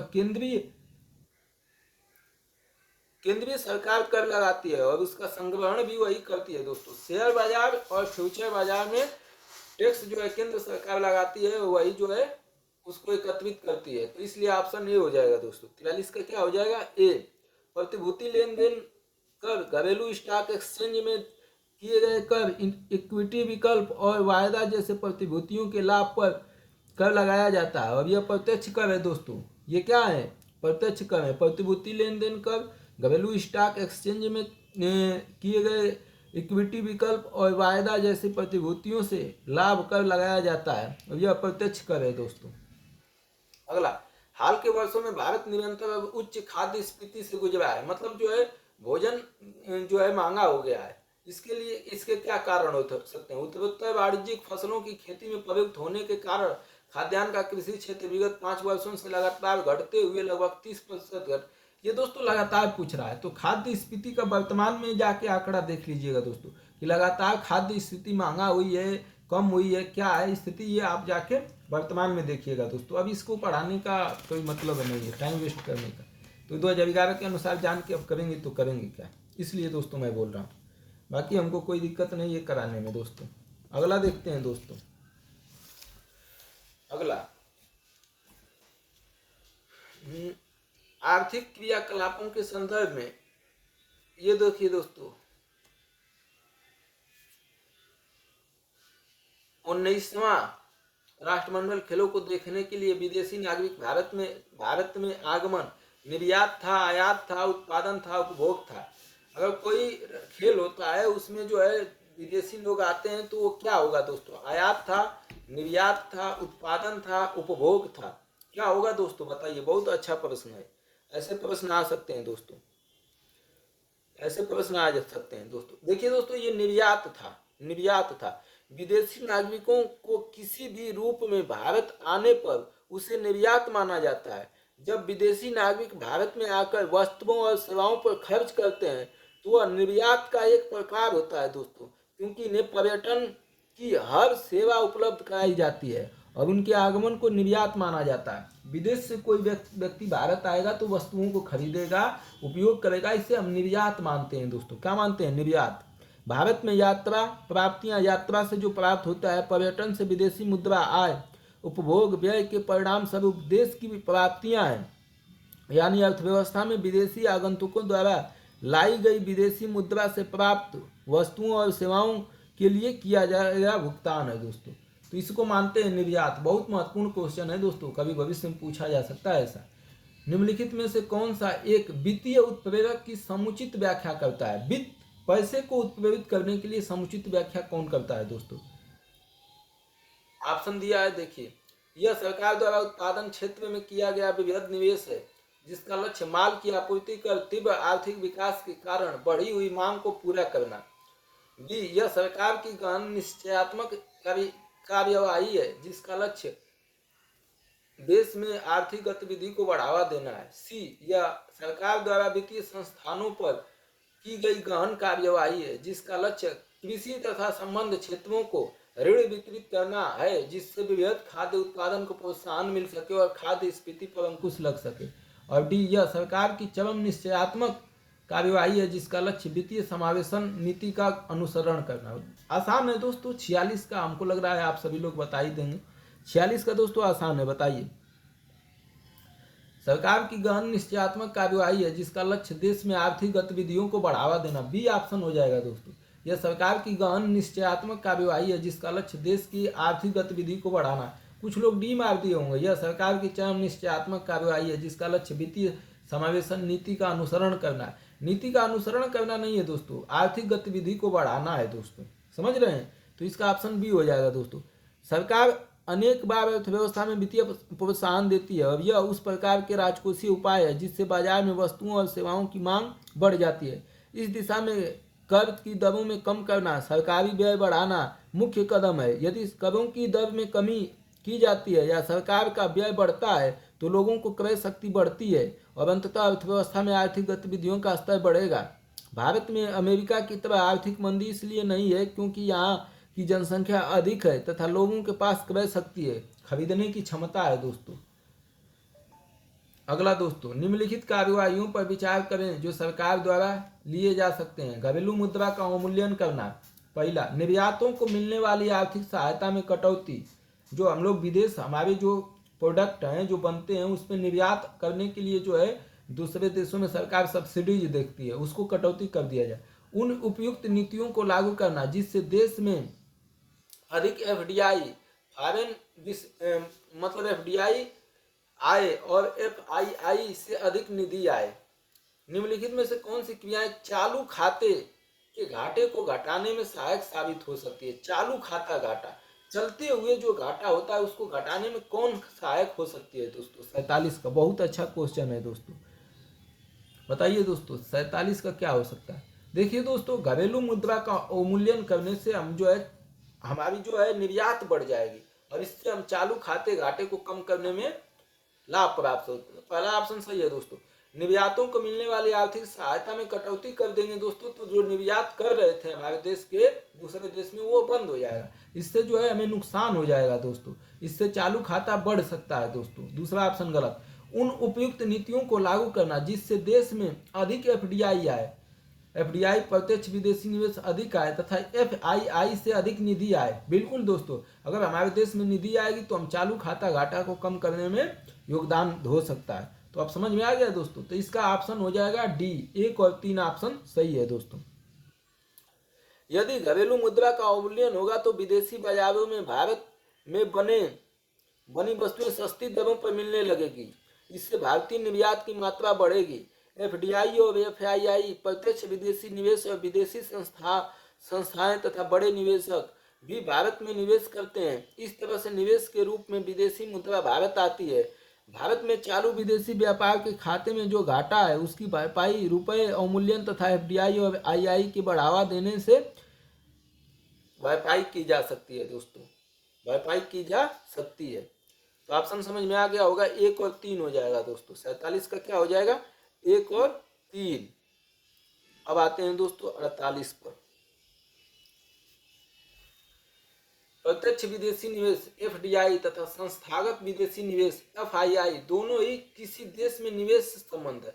निम्नलिखित में से कौन सा कथन दोनों के बीच एक महत्वपूर्ण भिन्नता को सबसे अच्छे ढंग से व्यक्त करता है? भिन्नता क्या है दोस्तों? प्रत्यक्ष विदेशी निवेश और एफआईआई विदेशी निवेशक दोनों की भिन्नता क्या है? एफआईआई बेहतर प्रबंधन कुशलताएं एवं प्रौद्योगिकी अंतरण को लाने में सहायक है, जबकि एफडीआई केवल पूंजी लेकर आता है। एफआईआई व्यापक स्तर पर पूंजी उपलब्धता बढ़ाने में सहायक है, जबकि एफडीआई का लक्ष्य केवल विशिष्ट क्षेत्रों तक सीमित होता है। एफडीआई केवल द्वितीय बाजार में चलित होता है, जबकि एफआईआई का लक्ष्य प्राथमिक बाजार तक है। एफडीआई की तुलना में एफआईआई अधिक अस्थायी माना जाता है। बताइए दोस्तों अंतर क्या है दोस्तों, दोनों में अंतर क्या है? महत्वपूर्ण अंतर अब बहुत आसान है दोस्तों, थोड़ा मोड़ा भी आप पढ़े होंगे तो इसके बारे में जरूर जानते होंगे। एफडीआई और एफआईआई में अंतर दोस्तों, थोड़ा मोड़ा भी अगर आपने पढ़ा होगा तो आपको जरूर पता होगा दोस्तों। देखिए दोस्तों, एफआईआई व्यापक स्तर पर पूंजी उपलब्धता बढ़ाने में सहायक है, जबकि एफडीआई का लक्ष्य केवल विशिष्ट क्षेत्रों तक सीमित होता है। एफआईआई जो है दोस्तों व्यापक स्तर पर पूंजी उपलब्धता बढ़ाने में सहायक है, जबकि एफडीआई कुछ विशेष लक्ष्य में जो है निवेश किया जाता है। एफडीआई का मतलब निवेश करना कुछ विशेष क्षेत्रों में। देखिए दोस्तों, फॉरेन डायरेक्ट इन्वेस्टमेंट, एफडीआई का मतलब होता है फॉरेन डायरेक्ट इन्वेस्टमेंट, प्रत्यक्ष विदेशी निवेश जिसको बोला जाता है, अधिकतर वस्तुओं के उत्पादन तथा सेवा क्षेत्र में होता है। ये कहाँ होता है? वस्तु और सेवा क्षेत्र के उत्पादन में होता है।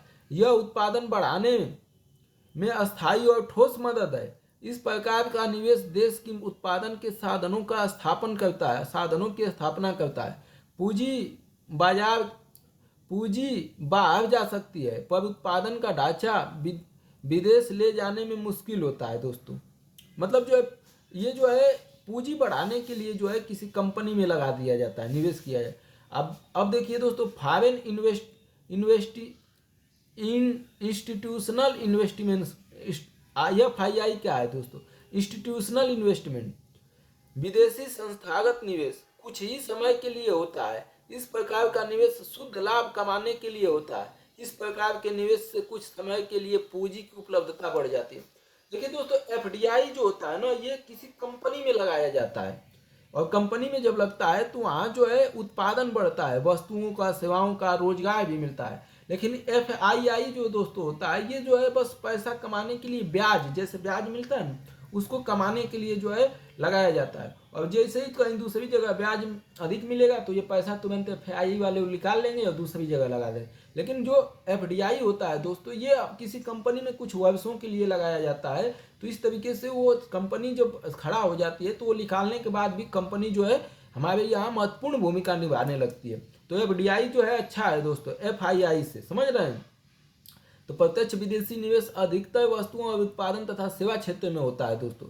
यह उत्पादन बढ़ाने में स्थायी और ठोस मदद होता है। इस प्रकार का निवेश देश ही में उत्पादन के साधनों की स्थापना करता है और पूंजी बाहर जा सकती है, पर उत्पादन का ढांचा विदेश से ले जाने में मुश्किल होता है। अगर किसी कंपनी अगर लगा दी है, कोई संस्था कंपनी लगा देती है तो पूंजी तो बाहर ले जा सकती है, लेकिन कंपनी को ले जाना आसान नहीं होता है दोस्तों।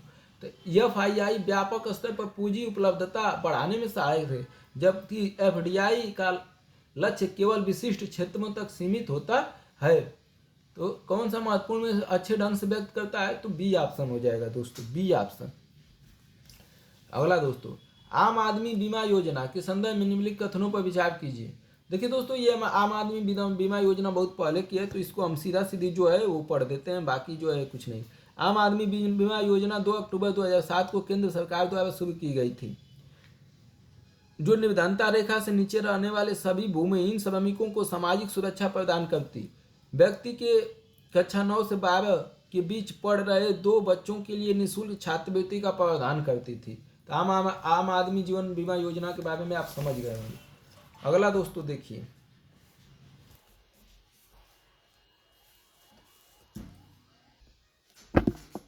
चलिए अगला देखिए दोस्तों, सूक्ष्म वित्त माइक्रो फाइनेंस निम्न आयु वर्ग के व्यक्तियों के लिए वित्तीय सेवाओं का प्रावधान करता है। यह सेवाएं उपभोक्ता और स्वरोजगार में जुटे व्यक्तियों दोनों को प्रदत्त की जाती है। सूक्ष्म वित्त के अंतर्गत जो सेवाएं उपलब्ध की जाती हैं वे क्या है? ऋण सुविधा, बचत सुविधाएं, बीमा सुविधाएं, निधि अंतरण सुविधाएं। कौन सी हैं दोस्तों? ये तो बहुत ही आसान है दोस्तों, सब हैं दोस्तों, सब आ जाएंगी सूक्ष्म वित्त में। सूक्ष्म वित्त द्वारा गरीबों को वित्तीय सेवाएं प्रदान की जाती है। ऋण, बचत, बीमा, निधि अंतरण सूक्ष्म वित्त द्वारा होता है। बैंक और अन्य वित्तीय संस्थाएं गरीब के साथ कुछ भी करने में हिचकाती हैं। गांव के साहूकार गरीबों को बहुत ऊंची दर पर ऋण देते हैं। सूक्ष्म वित्त द्वारा गरीब वर्ग बचत कर सकता है और संसाधनों का निर्माण कर सकता है। तो डी ऑप्शन हो जाएगा दोस्तों 50। अगला दोस्तों देखिए, 2011 में पूछा है, निम्नलिखित में से कौन महात्मा गांधी राष्ट्रीय ग्रामीण रोजगार गारंटी अधिनियम के अंतर्गत लाभ प्राप्त करने का पात्र है? कौन जो है मनरेगा में लाभ प्राप्त कर? केवल अनुसूचित जाति और अनुसूचित जनजाति परिवारों के वयस्क सदस्य। दूसरा, गरीबी रेखा से नीचे BPL परिवारों के वयस्क सदस्य। सी, सभी पिछड़े समुदाय के परिवारों के वयस्क सदस्य। डी, किसी भी परिवार के वयस्क सदस्य। गांव में आप देखे होंगे दोस्तों, इसको तो बताने की जरूरत नहीं हो। आजकल गांव में जो है कौन कौन जो है मनरेगा में काम करने जा रहा है, अकाउंट का बताइए दोस्तों। डी हो जाएगा दोस्तों, किसी भी परिवार के वयस्क सदस्य काम करने जा सकते हैं, कोई भेदभाव नहीं। महात्मा गांधी राष्ट्रीय ग्रामीण रोजगार गारंटी योजना 2005 में प्रारंभ होकर आज पूरे देश में लागू है। इस योजना में सरकार कानूनी रूप से बाध्य है कि उस प्रत्येक व्यक्ति को जो काम करना चाहता है 100 दिन की मजदूरी प्रति वर्ष दी जाएगी। यदि व्यक्ति काम करने का इच्छुक है तो उसे काम अवश्य दिया जाएगा, नहीं दिया जाएगा तो दोस्तों जुर्माना भरना पड़ेगा सरकार को। भारत के वित्त आयोग के संदर्भ में निम्नलिखित कथनों में से भारत का वित्त आयोग किस अनुच्छेद में है? 280 में। यह बुनियादी ढांचे के विकास के लिए विदेशी पूंजी अंतर्प्रवाह को प्रोत्साहित करता है। यह सार्वजनिक क्षेत्र के उपक्रमों के बीच वित्त के उचित वितरण की सुविधा प्रदान करता है। यह वित्तीय प्रशासन में पारदर्शिता सुनिश्चित करता है। ABC में से कोई भी इस संदर्भ में सही नहीं है। बताइए दोस्तों, भारत का वित्त आयोग क्या करता है दोस्तों? वित्त आयोग इसमें से कोई काम नहीं करता है, बस सुझाव देगा। वित्त आयोग बस सुझाव दे सकता है सरकार को और कुछ नहीं। संविधान के अध्याय 1 से भाग 11 के अंतर्गत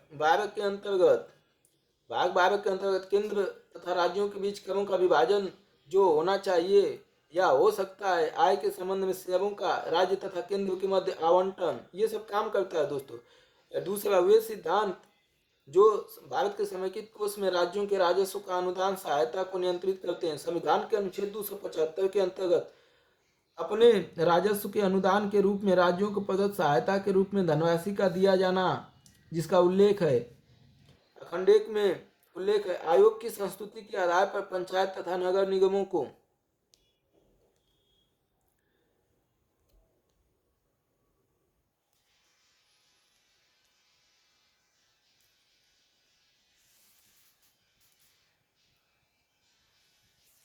पंचायत तथा नगर निगमों के स्रोत को अनुपूरित करने हेतु राज्य के समेकित कोष को उन्नत करने हेतु वस्तुओं का मूल्य संवर्धन करता है दोस्तों। तो इसमें से डी हो जाएगा दोस्तों, कोई भी नहीं है। राज्य लेखा अनुमोदन और अंतरिम बजट में क्या अंतर है दोस्तों? लेखा अनुमोदन और अंतरिम बजट में अंतर। अस्थायी सरकार लेखा अनुमोदन के प्रावधानों का प्रयोग करती है, जबकि कार्यवाहक सरकार अंतरिम बजट के प्रावधान का उपयोग करती है। लेखा अनुमोदन सरकार के बजट के व्यय पक्ष मात्र से संबंध होता है, जबकि अंतरिम बजट में व्यय तथा आवती दोनों सम्मिलित। अंतरिम बजट दोस्तों जब सरकार जाने वाली होती है ना, लास्ट में जो है अंतरिम बजट पेश करती है। अभी सरकार जो है पेश की है। अंतरिम बजट और लेखा अनुदान के बीच अंतर क्या है दोस्तों? जब केंद्र सरकार पूरे साल की बजाय कुछ ही महीनों के लिए संसद में जरूरी वर्ष के मतलब जरूरी अनुमति के लिए मांगती है, कुछ वर्ष के लिए बजट, कुछ महीनों के लिए बजट जो है अंत में बनाती है, तो बजाय वोट ऑन अकाउंट पेश कर सकती है। वोट की कोई जरूरत नहीं होती। अंतरिम बजट और वोट ऑन अकाउंट दोनों ही कुछ ही महीनों के लिए होते हैं दोस्तों, लेकिन दोनों के पेश होने के तरीके में अंतर होता है। अंतरिम बजट में केंद्र सरकार खर्च के अलावा राजस्व का भी ब्यौरा देती है, जबकि लेखा अनुदान में सिर्फ खर्च के लिए संसद से मंजूरी मांगती है।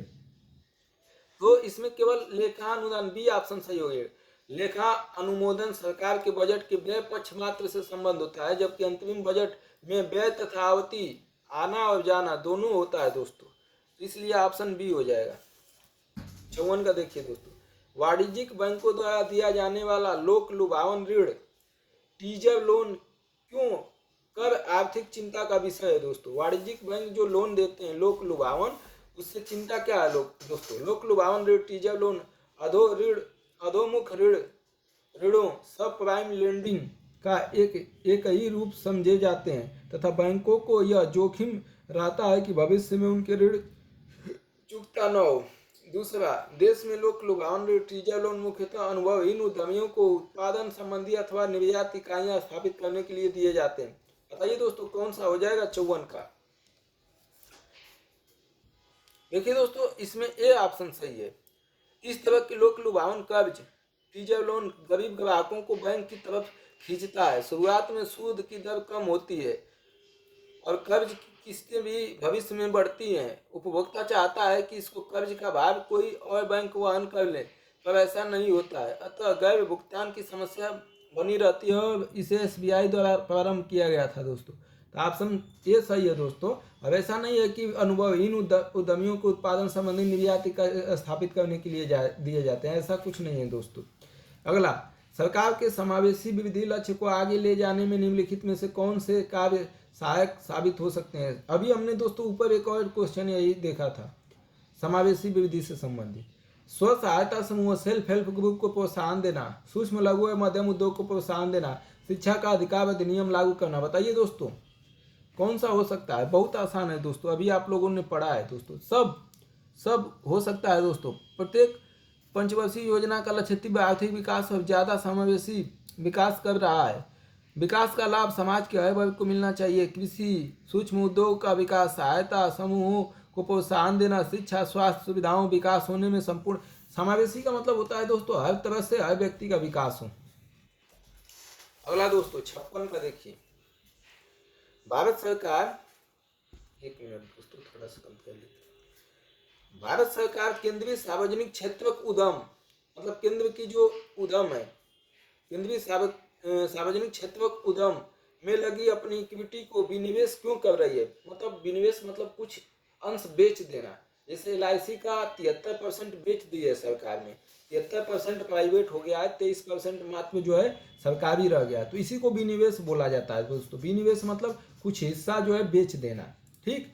तो यही बोल रहा है कि केंद्रीय सार्वजनिक क्षेत्रक उद्यम अपनी इक्विटी, अपनी शेयर का विनिवेश क्यों कर रही है? सरकार अपनी इक्विटी के विनिवेश से मिले राजस्व का उपयोग मुख्यतः अपने ऋण को लौटाने में करना चाहती है। सरकार भारत सरकार केंद्रीय सार्वजनिक क्षेत्र उद्यम के प्रबंधन का निर्णय अपने हाथ में नहीं रखना चाहती है। कौन सा ऑप्शन हो सकता है दोस्तों? 2011 के अनुसार ये पूछा है। अभी क्या करना चाह रही है सरकार दोस्तों? कोई गारंटी नहीं है दोस्तों कि वो क्यों कर रही है। अब वो डिपेंड करता है कि आपको उस समय वर्तमान में क्या स्थिति थी। तो बाद में इसको देख लीजिएगा दोस्तों। वर्तमान आर्थिक विकास सामान्यतः युग्मित होता है। आर्थिक विकास किससे होता है दोस्तों? अवस्फीति के साथ होता है, स्फीति के साथ होता है, स्टैगफ्लेशन के साथ होता है, अतिस्फीति के साथ होता है। बताइए दोस्तों, आर्थिक विकास हम कब मानेंगे कि आपका आर्थिक विकास हो रहा है दोस्तों? आर्थिक विकास होने का भी एक दर्शाना चाहिए ना कि आपका आर्थिक विकास हो रहा है। देखिए दोस्तों, ये होता है स्फीति के साथ, मतलब कुछ थोड़ा थोड़ा महंगाई हो जाती है। आर्थिक विकास के प्रत्येक चरण में मुद्रा स्फीति एक सहभागिता की तरह चलती है, मतलब थोड़ा थोड़ा वस्तुएं महंगी होती है तब जो है आर्थिक विकास। अब पता चला आप टमाटर जो है 20 रुपया किलो बेच रहे हैं, 20 रुपया किलो आप 5 साल पहले बेच रहे थे, आज भी 20 रुपया किलो बेच रहे हैं। तो ये क्या हो गया? आर्थिक विकास नहीं हुआ दोस्तों। कम से कम धीरे धीरे बढ़ना चाहिए। 5 साल पहले 20 रुपया किलो बेच रहे थे तो आज कम से कम 25 रुपया किलो तो बेचना चाहिए दोस्तों। ठीक है, तो आर्थिक विकास के प्रत्येक चरण में मुद्रा स्फीति एक सहगामी होती है, मतलब धीरे धीरे महंगाई बढ़ती है। भारत में 1951 के बाद योजनाओं का आरंभ हुआ था और अर्थव्यवस्था मुद्रास्फीति उसके बाद विद्यमान है। प्रत्येक वर्ष सरकार घाटे का बजट लाती है, इसलिए कीमतों का स्तर बढ़ता रहता है। यदि मुद्रास्फीति सीमित हो तो विकास में सहायक होती है दोस्तों। सीमित मात्रा में होना चाहिए मुद्रास्फीति, ये नहीं कि लगातार तेजी से अगर महंगाई बढ़ने लगी तो समस्या हो जाएगा। तो स्फीति के साथ जो है आर्थिक विकास होता है दोस्तों। स्फीति मतलब मुद्रास्फीति। भारतीय रिजर्व बैंक दर कम करने के फलस्वरूप भारतीय रिजर्व बैंक जो है आरबीआई बैंक दर कम करने के फलस्वरूप क्या होगा? बैंक की जो दर है उसे कम कर दे। बाजार की तरलता बढ़ जाती है, बाजार की तरलता घट जाती है, बाजार की तरलता पर कोई प्रभाव नहीं पड़ता है। वाणिज्यिक बैंक अधिक जमा पूंजी संग्रहित कर।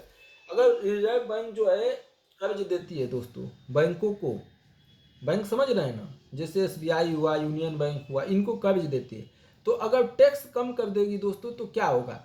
अगर बाजार सरकार आरबीआई जो है टैक्स कम देगी तो कर देगी तो मतलब बैंक जो है कम टैक्स में मतलब ज़्यादा लोन लेंगे। बैंक जो है ज़्यादा आरबीआई से लोन लेंगे कि ज़्यादा पैसा ले लें, इसलिए कि टैक्स कम है।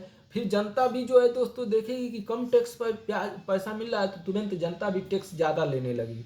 और जनता के पास पैसा अधिक होने का मतलब होता है दोस्तों तरलता अधिक हो जाना। जनता के पास अगर ज़्यादा पैसा हो गया तो मतलब तरलता क्या हो गई? अधिक हो गई, मतलब पैसा जो है तैरने लगा, बहने लगा। समझ रहे हैं ना? तो इसी को बोला जाता है। तो बाजार की तरलता बढ़ेगी कि घटेगी दोस्तों? बढ़ जाएगी, क्योंकि जनता के पास पैसा ज़्यादा हो जाएगा। अगर जनता के पास पैसा कम करना है तो क्या कर दीजिए? पैसा खींच लीजिए मार्केट से। और जनता के पास तरलता बढ़ाना है तो पैसा को भेजिए, और पैसा भेजने का तरीका है कि ब्याज दर कम कर दीजिए। तो ऑप्शन क्या हो जाएगा दोस्तों? ए। देखिए, बैंक दर वह दर है जिस पर वाणिज्यिक बैंक केंद्रीय बैंकों से पैसा ले सकते हैं। आरबीआई से पैसा लेते हैं वाणिज्यिक बैंक, उसी को बैंक दर कहा जाता है। यदि भारतीय रिजर्व बैंक दर गिराएगा मतलब टैक्स कम करेगा तो अन्य बैंकों के साथ पास साधन आ जाएंगे और अधिक लोगों को कर्ज मिलेगा।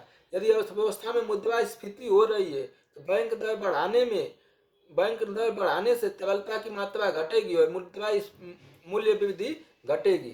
मतलब अगर मुद्रास्फीति है दोस्तों, मार्केट में महंगाई खूब ज़्यादा बढ़ गई है तो मतलब पैसा खींचना पड़ेगा, तरलता घटानी पड़ेगी मार्केट से।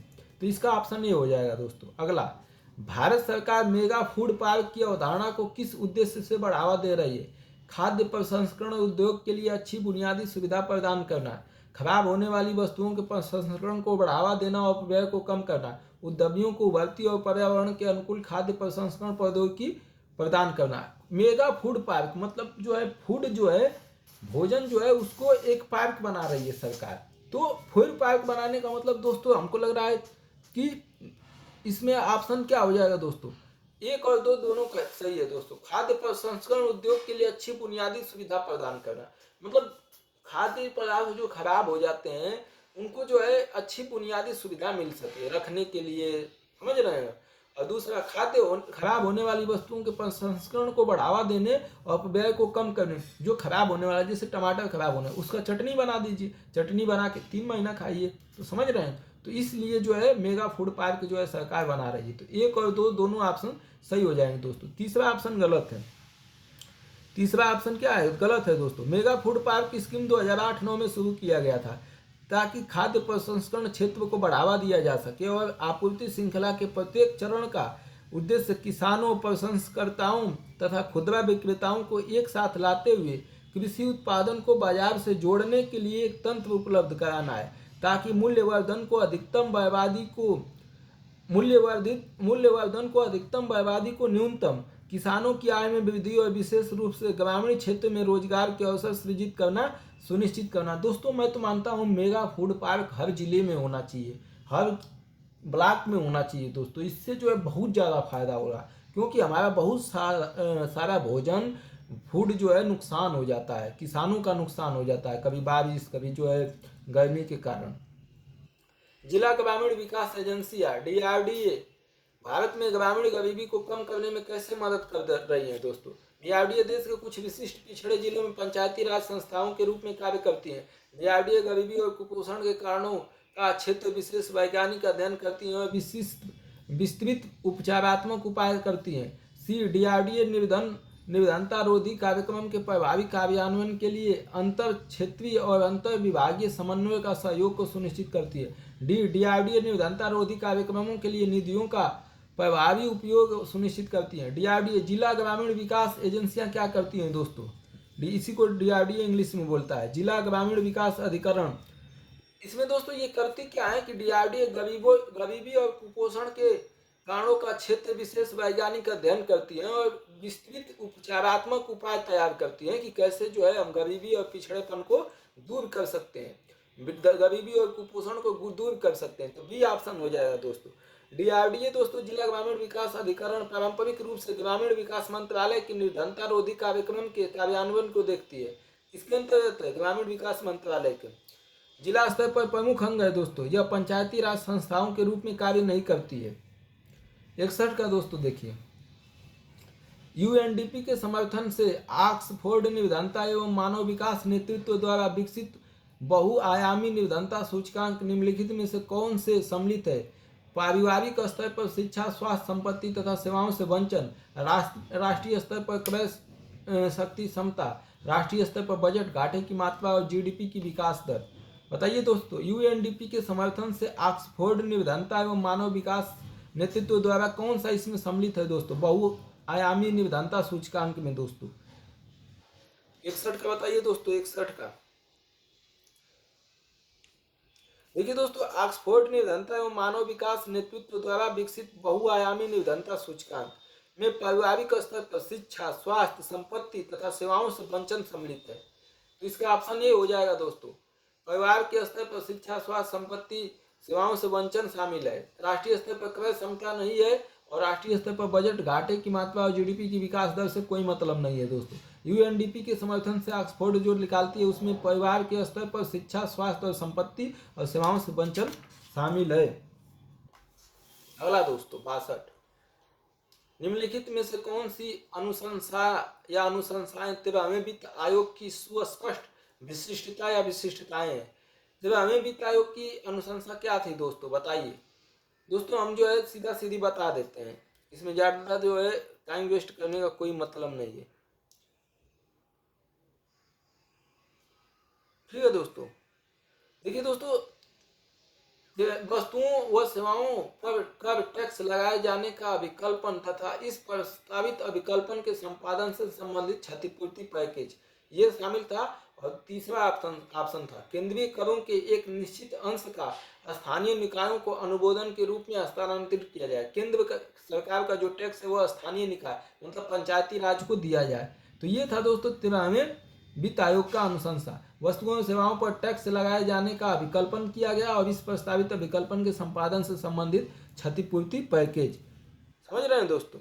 अब आ जाइए, आर्थिक विकास से संबंध जननांकीय संक्रमण की निम्नलिखित विशिष्ट अवस्थाओं पर विचार कीजिए। जननांकीय संक्रमण, जनसंख्या की जो संक्रमण है दोस्तों, निम्न मृत्यु दर के साथ निम्न जन्म दर। आर्थिक विकास के लिए क्या जरूरी है दोस्तों? उच्च मृत्यु दर के साथ उच्च जन्म दर, निम्न मृत्यु दर के साथ उच्च जन्म दर। इसमें से क्या जरूरी है आर्थिक विकास के लिए दोस्तों? निम्न मृत्यु दर, मृत्यु कम हो, साथ ही निम्न जन्म दर भी कम हो। उच्च मृत्यु हो, मृत्यु दर अधिक हो, साथ ही उच्च जन्म दर, अधिक बच्चे पैदा हो। निम्न मृत्यु दर के साथ उच्च जन्म दर, बताइए दोस्तों इसमें से कौन सा होगा? भारत के लिए अभी क्या उपयोगी हो सकता है दोस्तों? 63 का ये दोस्तों क्रम सजाने के लिए बोला है, ये जो है क्रम सजाने के लिए बोला है दोस्तों। आर्थिक विकास से संबंध जननांकीय संक्रमण की अवस्थाओं का सही क्रम दोस्तों उच्च मृत्यु दर के साथ निम्न जन्म दर हो। उच्च मृत्यु दर हो पहले, उसके बाद निम्न जन्म दर हो। दूसरा, निम्न मृत्यु दर के साथ 2 3 1 हो जाएगा दोस्तों। दूसरा ऑप्शन हो जाएगा निम्न मृत्यु दर के साथ उच्च जन्म दर हो। और तीसरा, निम्न मृत्यु दर के साथ उच्च जन्म दर हो। चलिए छोड़िए इसको, ज्यादा लफड़ा लेने की जरूरत नहीं। 64, निम्नलिखित में से किस या किन परिस्थितियों में पूंजीगत लाभ हो सकता है दोस्तों? पूंजीगत लाभ किसमें हो सकता है? जब किसी उत्पाद के विक्रय में वृद्धि हो, जब किसी संपत्ति के मूल्य में प्राकृतिक वृद्धि हो, जब आप कोई रंग चित्र खरीदें और उसकी लोकप्रियता बढ़ने के कारण उसके मूल्य में वृद्धि हो। पूंजीगत लाभ पूछ रहा है दोस्तों, पूंजीगत लाभ कब होगा बताइए? देखिए दोस्तों 2 और 3 सही है। जब किसी संपत्ति के मूल्य में प्राकृतिक रूप से वृद्धि हो जाए, पूंजी पर जो पूंजी के कारण जो लाभ होता है दोस्तों उसको पूंजीगत लाभ बोलते हैं। जब आप किसी रंग चित्र खरीदे और उसकी लोकप्रियता बढ़ने के कारण उसमें मूल्य में वृद्धि हो, तो ये दोनों ऑप्शन सही है दोस्तों। जब किसी उत्पाद के विक्रय में वृद्धि हो, विक्रय में वृद्धि होने से दोस्तों पूंजीगत लाभ नहीं होगा दोस्तों। तो 2 और 3 मतलब बी ऑप्शन सही है दोस्तों। जब किसी संपत्ति को उसकी मूल कीमत से अधिक कीमत पर बेची जाती है तो यह अधिक पूंजी लाभ कहलाता है दोस्तों। मूल कीमत है उससे अधिक कीमत पर आप बेचते हैं तो इसी को पूंजीगत लाभ कहते हैं। मतलब आपने किसी वस्तु को बनाया, 100 रुपया कोई जो है चीज बनी 100 रुपए की और उसको आप जो है 200 में बेचते हैं तो वो पूंजीगत लाभ है। मतलब मूल कीमत से अधिक लाभ पर बेचना दोस्तों क्या है? पूंजीगत लाभ कहलाता है। यह मुद्रास्फीति का परिणाम हो सकता है, किंतु यदि यथावत रहता है तो वास्तविक और मौद्रिक पूंजीगत लाभ समान होंगे। वास्तविक और मौद्रिक पूंजीगत लाभ क्या होंगे दोस्तों? ये मुद्रास्फीति का भी परिणाम हो सकता है। मुद्रास्फीति के कारण जो है महंगाई बढ़ने के कारण भी हो सकता है दोस्तों पूंजीगत लाभ। लेकिन किंतु यदि यथावत रहता है, मुद्रास्फीति नहीं होती है, तो वास्तविक मतलब वास्तव में जो उसका मूल्य था और मौद्रिक जो मुद्रा पूंजीगत लाभ समान हो सकता है दोस्तों। तो इसका हो जाएगा बी। 65, निम्नलिखित उपायों में से किसके किनके परिणाम स्वरूप अर्थव्यवस्था में मुद्रा आपूर्ति में वृद्धि होगी? मार्केट में पैसा कब बढ़ेगा दोस्तों? लोगों के पास पैसा अधिक कब होगा? मुद्रा आपूर्ति में वृद्धि का मतलब लोगों के पास पैसा जाना, मार्केट में पैसे का बढ़ जाना। केंद्रीय बैंक द्वारा लोगों से सरकारी प्रतिभूतियों का क्रय किया जाना।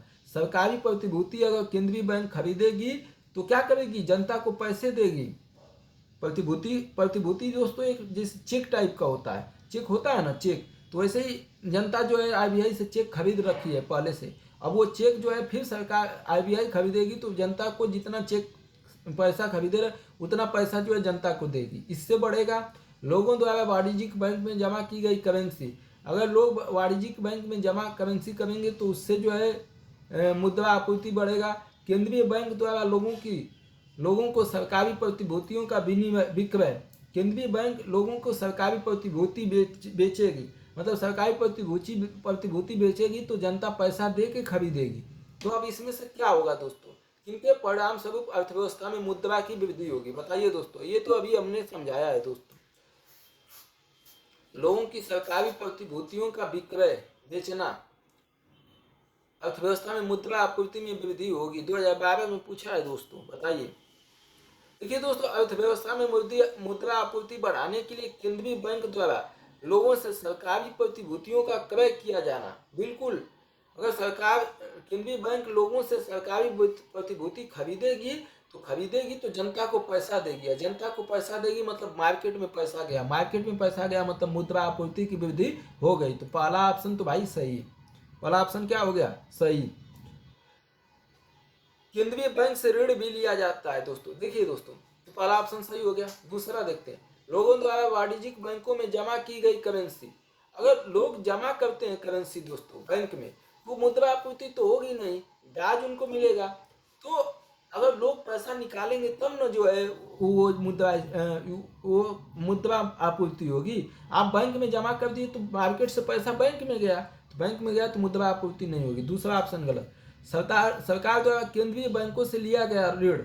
सरकार अगर केंद्रीय बैंक से ऋण लेगी दोस्तों, तो सरकार लेगी तो जनता पर ही खर्च करेगी, उद्योग धंधा लगाएगी, जनता को ही खर्च करेगी। और जनता को खर्च करने का मतलब कि फिर मार्केट में ही पैसा जाएगा। सरकार अगर केंद्रीय बैंक से ऋण लेगी तो वो जनता पर ही खर्च करने के लिए लेगी, जनता के लिए ही लेगी।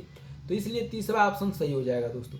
केंद्रीय बैंकों द्वारा लोगों को सरकारी प्रतिभूतियों का विक्रय, मतलब केंद्रीय बैंक जो है सरकारी प्रतिभूति बेचेगा। सरकारी प्रतिभूति बेचेगा दोस्तों, तो किसी व्यक्ति को बेचेगा या किसी बैंक को किसी को बेचेगा तो पैसा जो है क्या होगा, वो पैसा लेगा, आरबीआई पैसा लेगा और प्रतिभूति देगा, चेक देगा, चेक टाइप का देगा।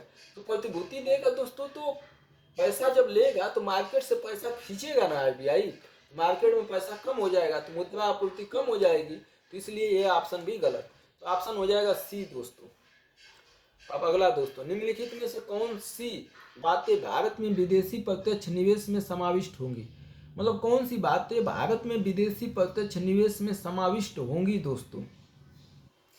भारत में विदेशी कंपनियों की सहायक कंपनियां विदेशी प्रत्यक्ष निवेश में समाविष्ट होगी। मतलब विदेशी प्रत्यक्ष निवेश कैसे कैसे कोई कर सकता है? भारत में विदेशी कंपनियों की सहायक कंपनियों में भारतीय कंपनियों में बहुसंख्यक विदेशी इक्विटी धारण करके विदेशी कंपनियों द्वारा अनन्य रूप से वित्त पोषित कंपनियां और पोर्टफोलियो निवेश। बताइए दोस्तों कौन सा होगा? 2012 में पूछा है दोस्तों।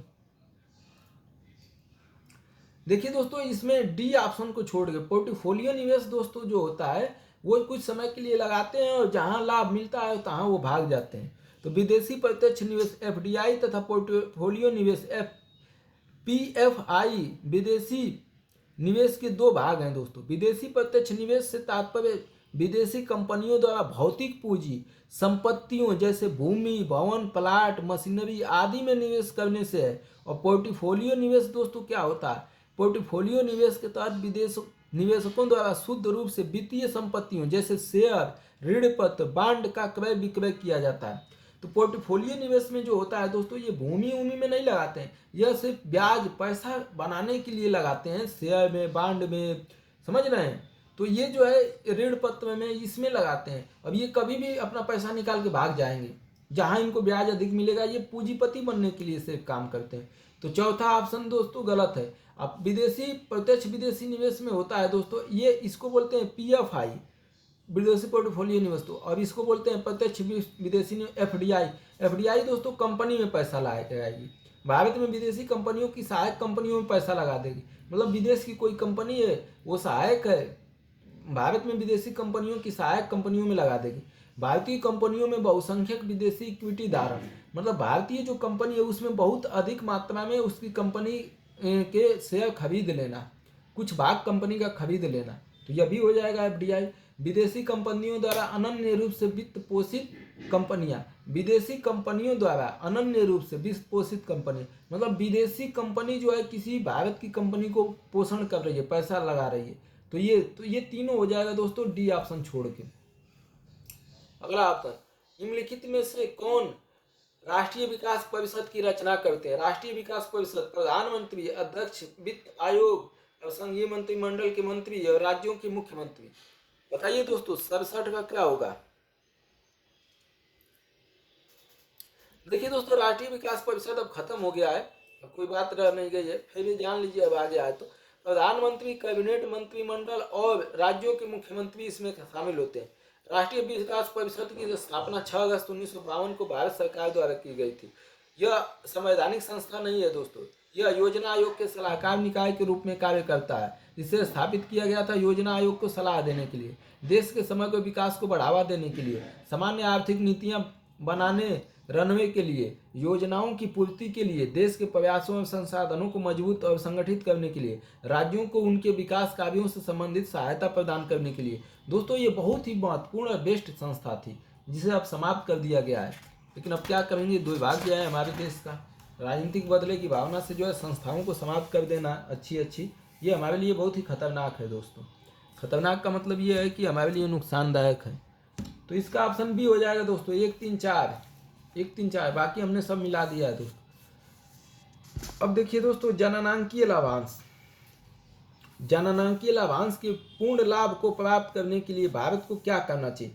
मतलब जो बच्चे जन्म ले रहे हैं, जनसंख्या बढ़ रही है, उसको उनसे लाभ प्राप्त करने के लिए, पूर्ण लाभ प्राप्त करने के लिए क्या करना चाहिए? कुशलता विकास का प्रोत्साहन करना चाहिए, और अधिक सामाजिक सुरक्षा योजनाओं का प्रारंभ करना चाहिए, शिशु मृत्यु दर में कमी करनी चाहिए, उच्च शिक्षा का निजीकरण करना चाहिए। क्या करना चाहिए दोस्तों?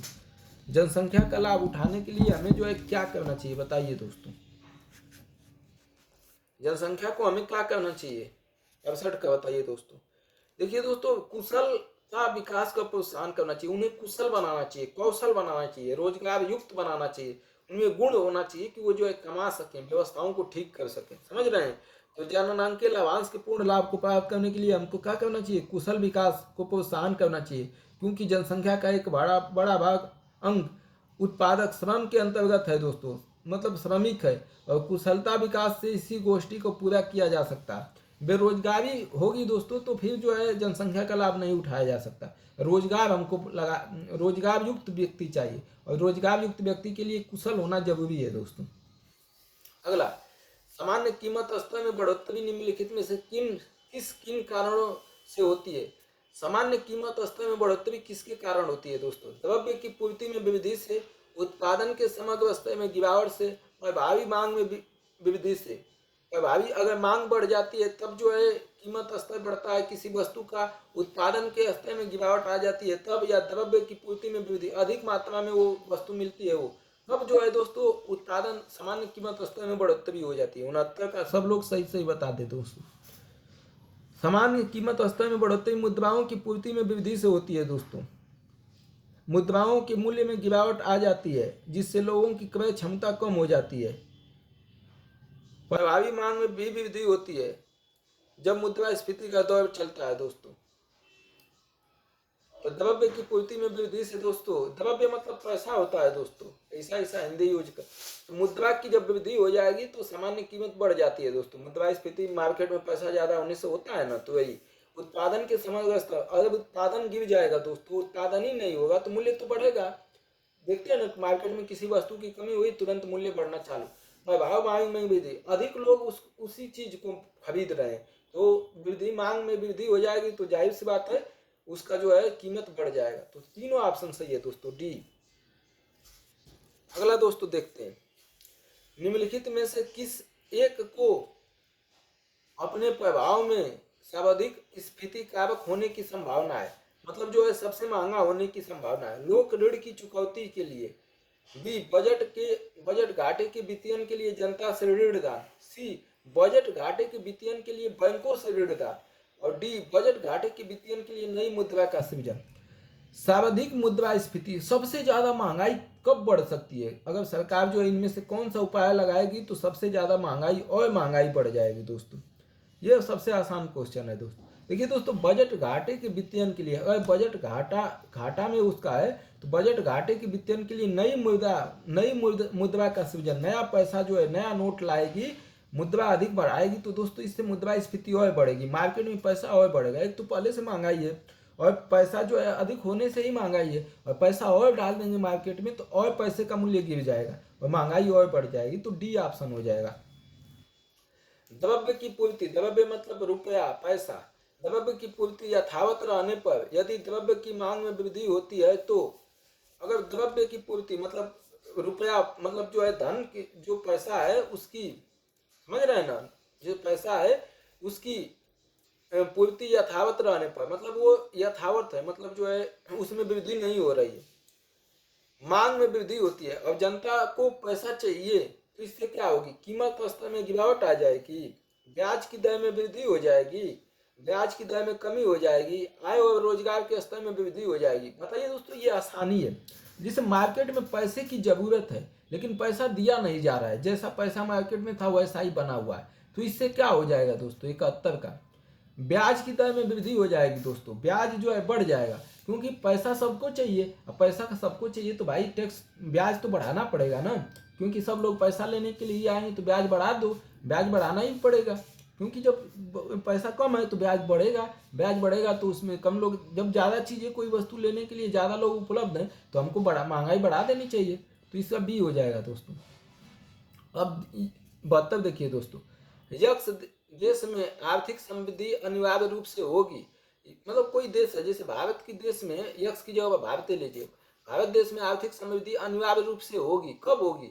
विश्व अर्थव्यवस्था में तकनीकी प्रगति होगी। यक्ष देश मतलब भारत की जनसंख्या वृद्धि होगी। यक्ष देश में पूंजी निर्माण होगा।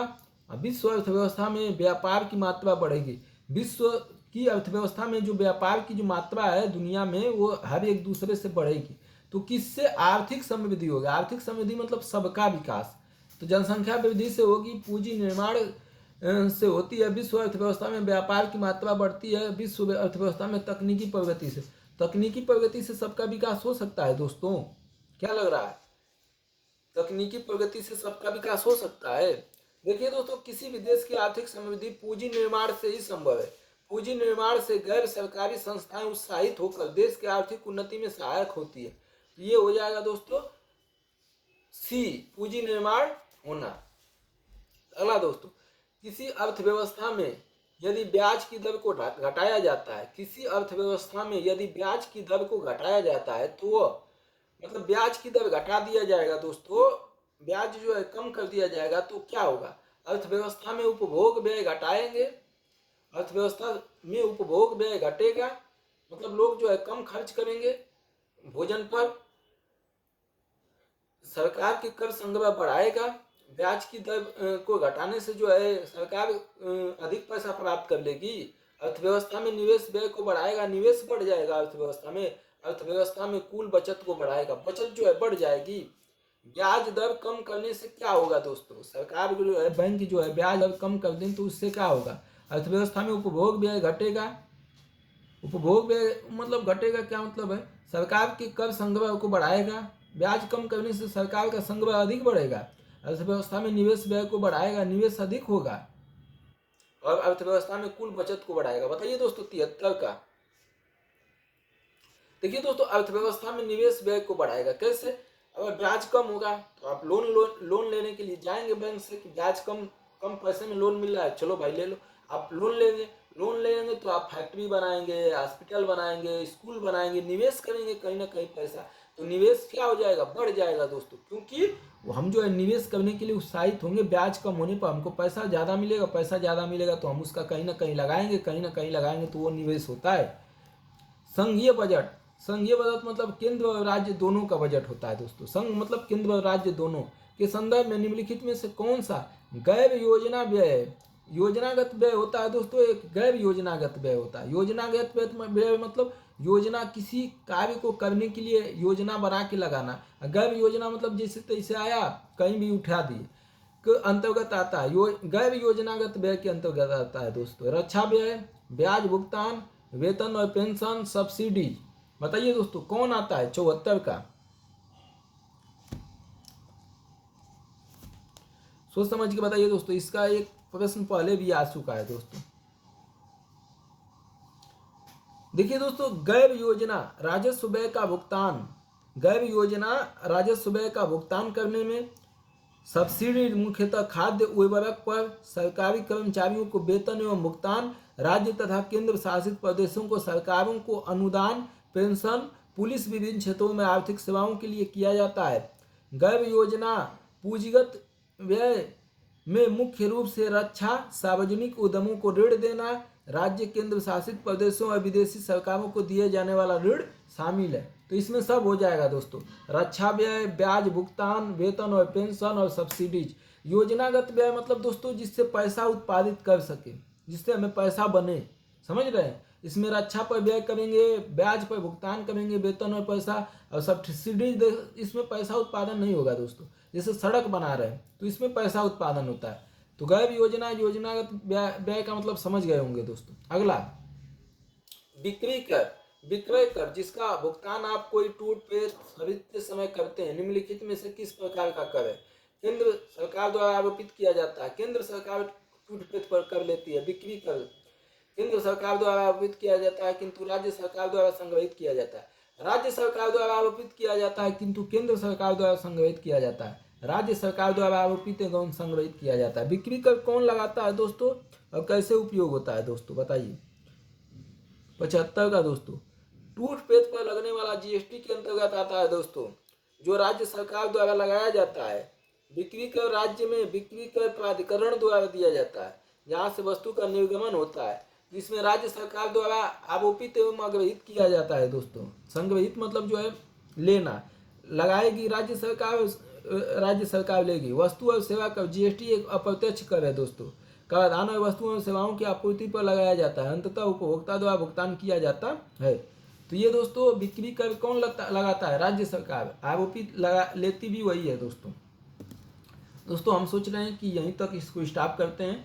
अभी जो है दोस्तों 150 प्रश्न है, मतलब 75 प्रश्न हो गया। एक और वीडियो लाएंगे दोस्तों, उसमें 75 क्वेश्चन करा देंगे दोस्तों।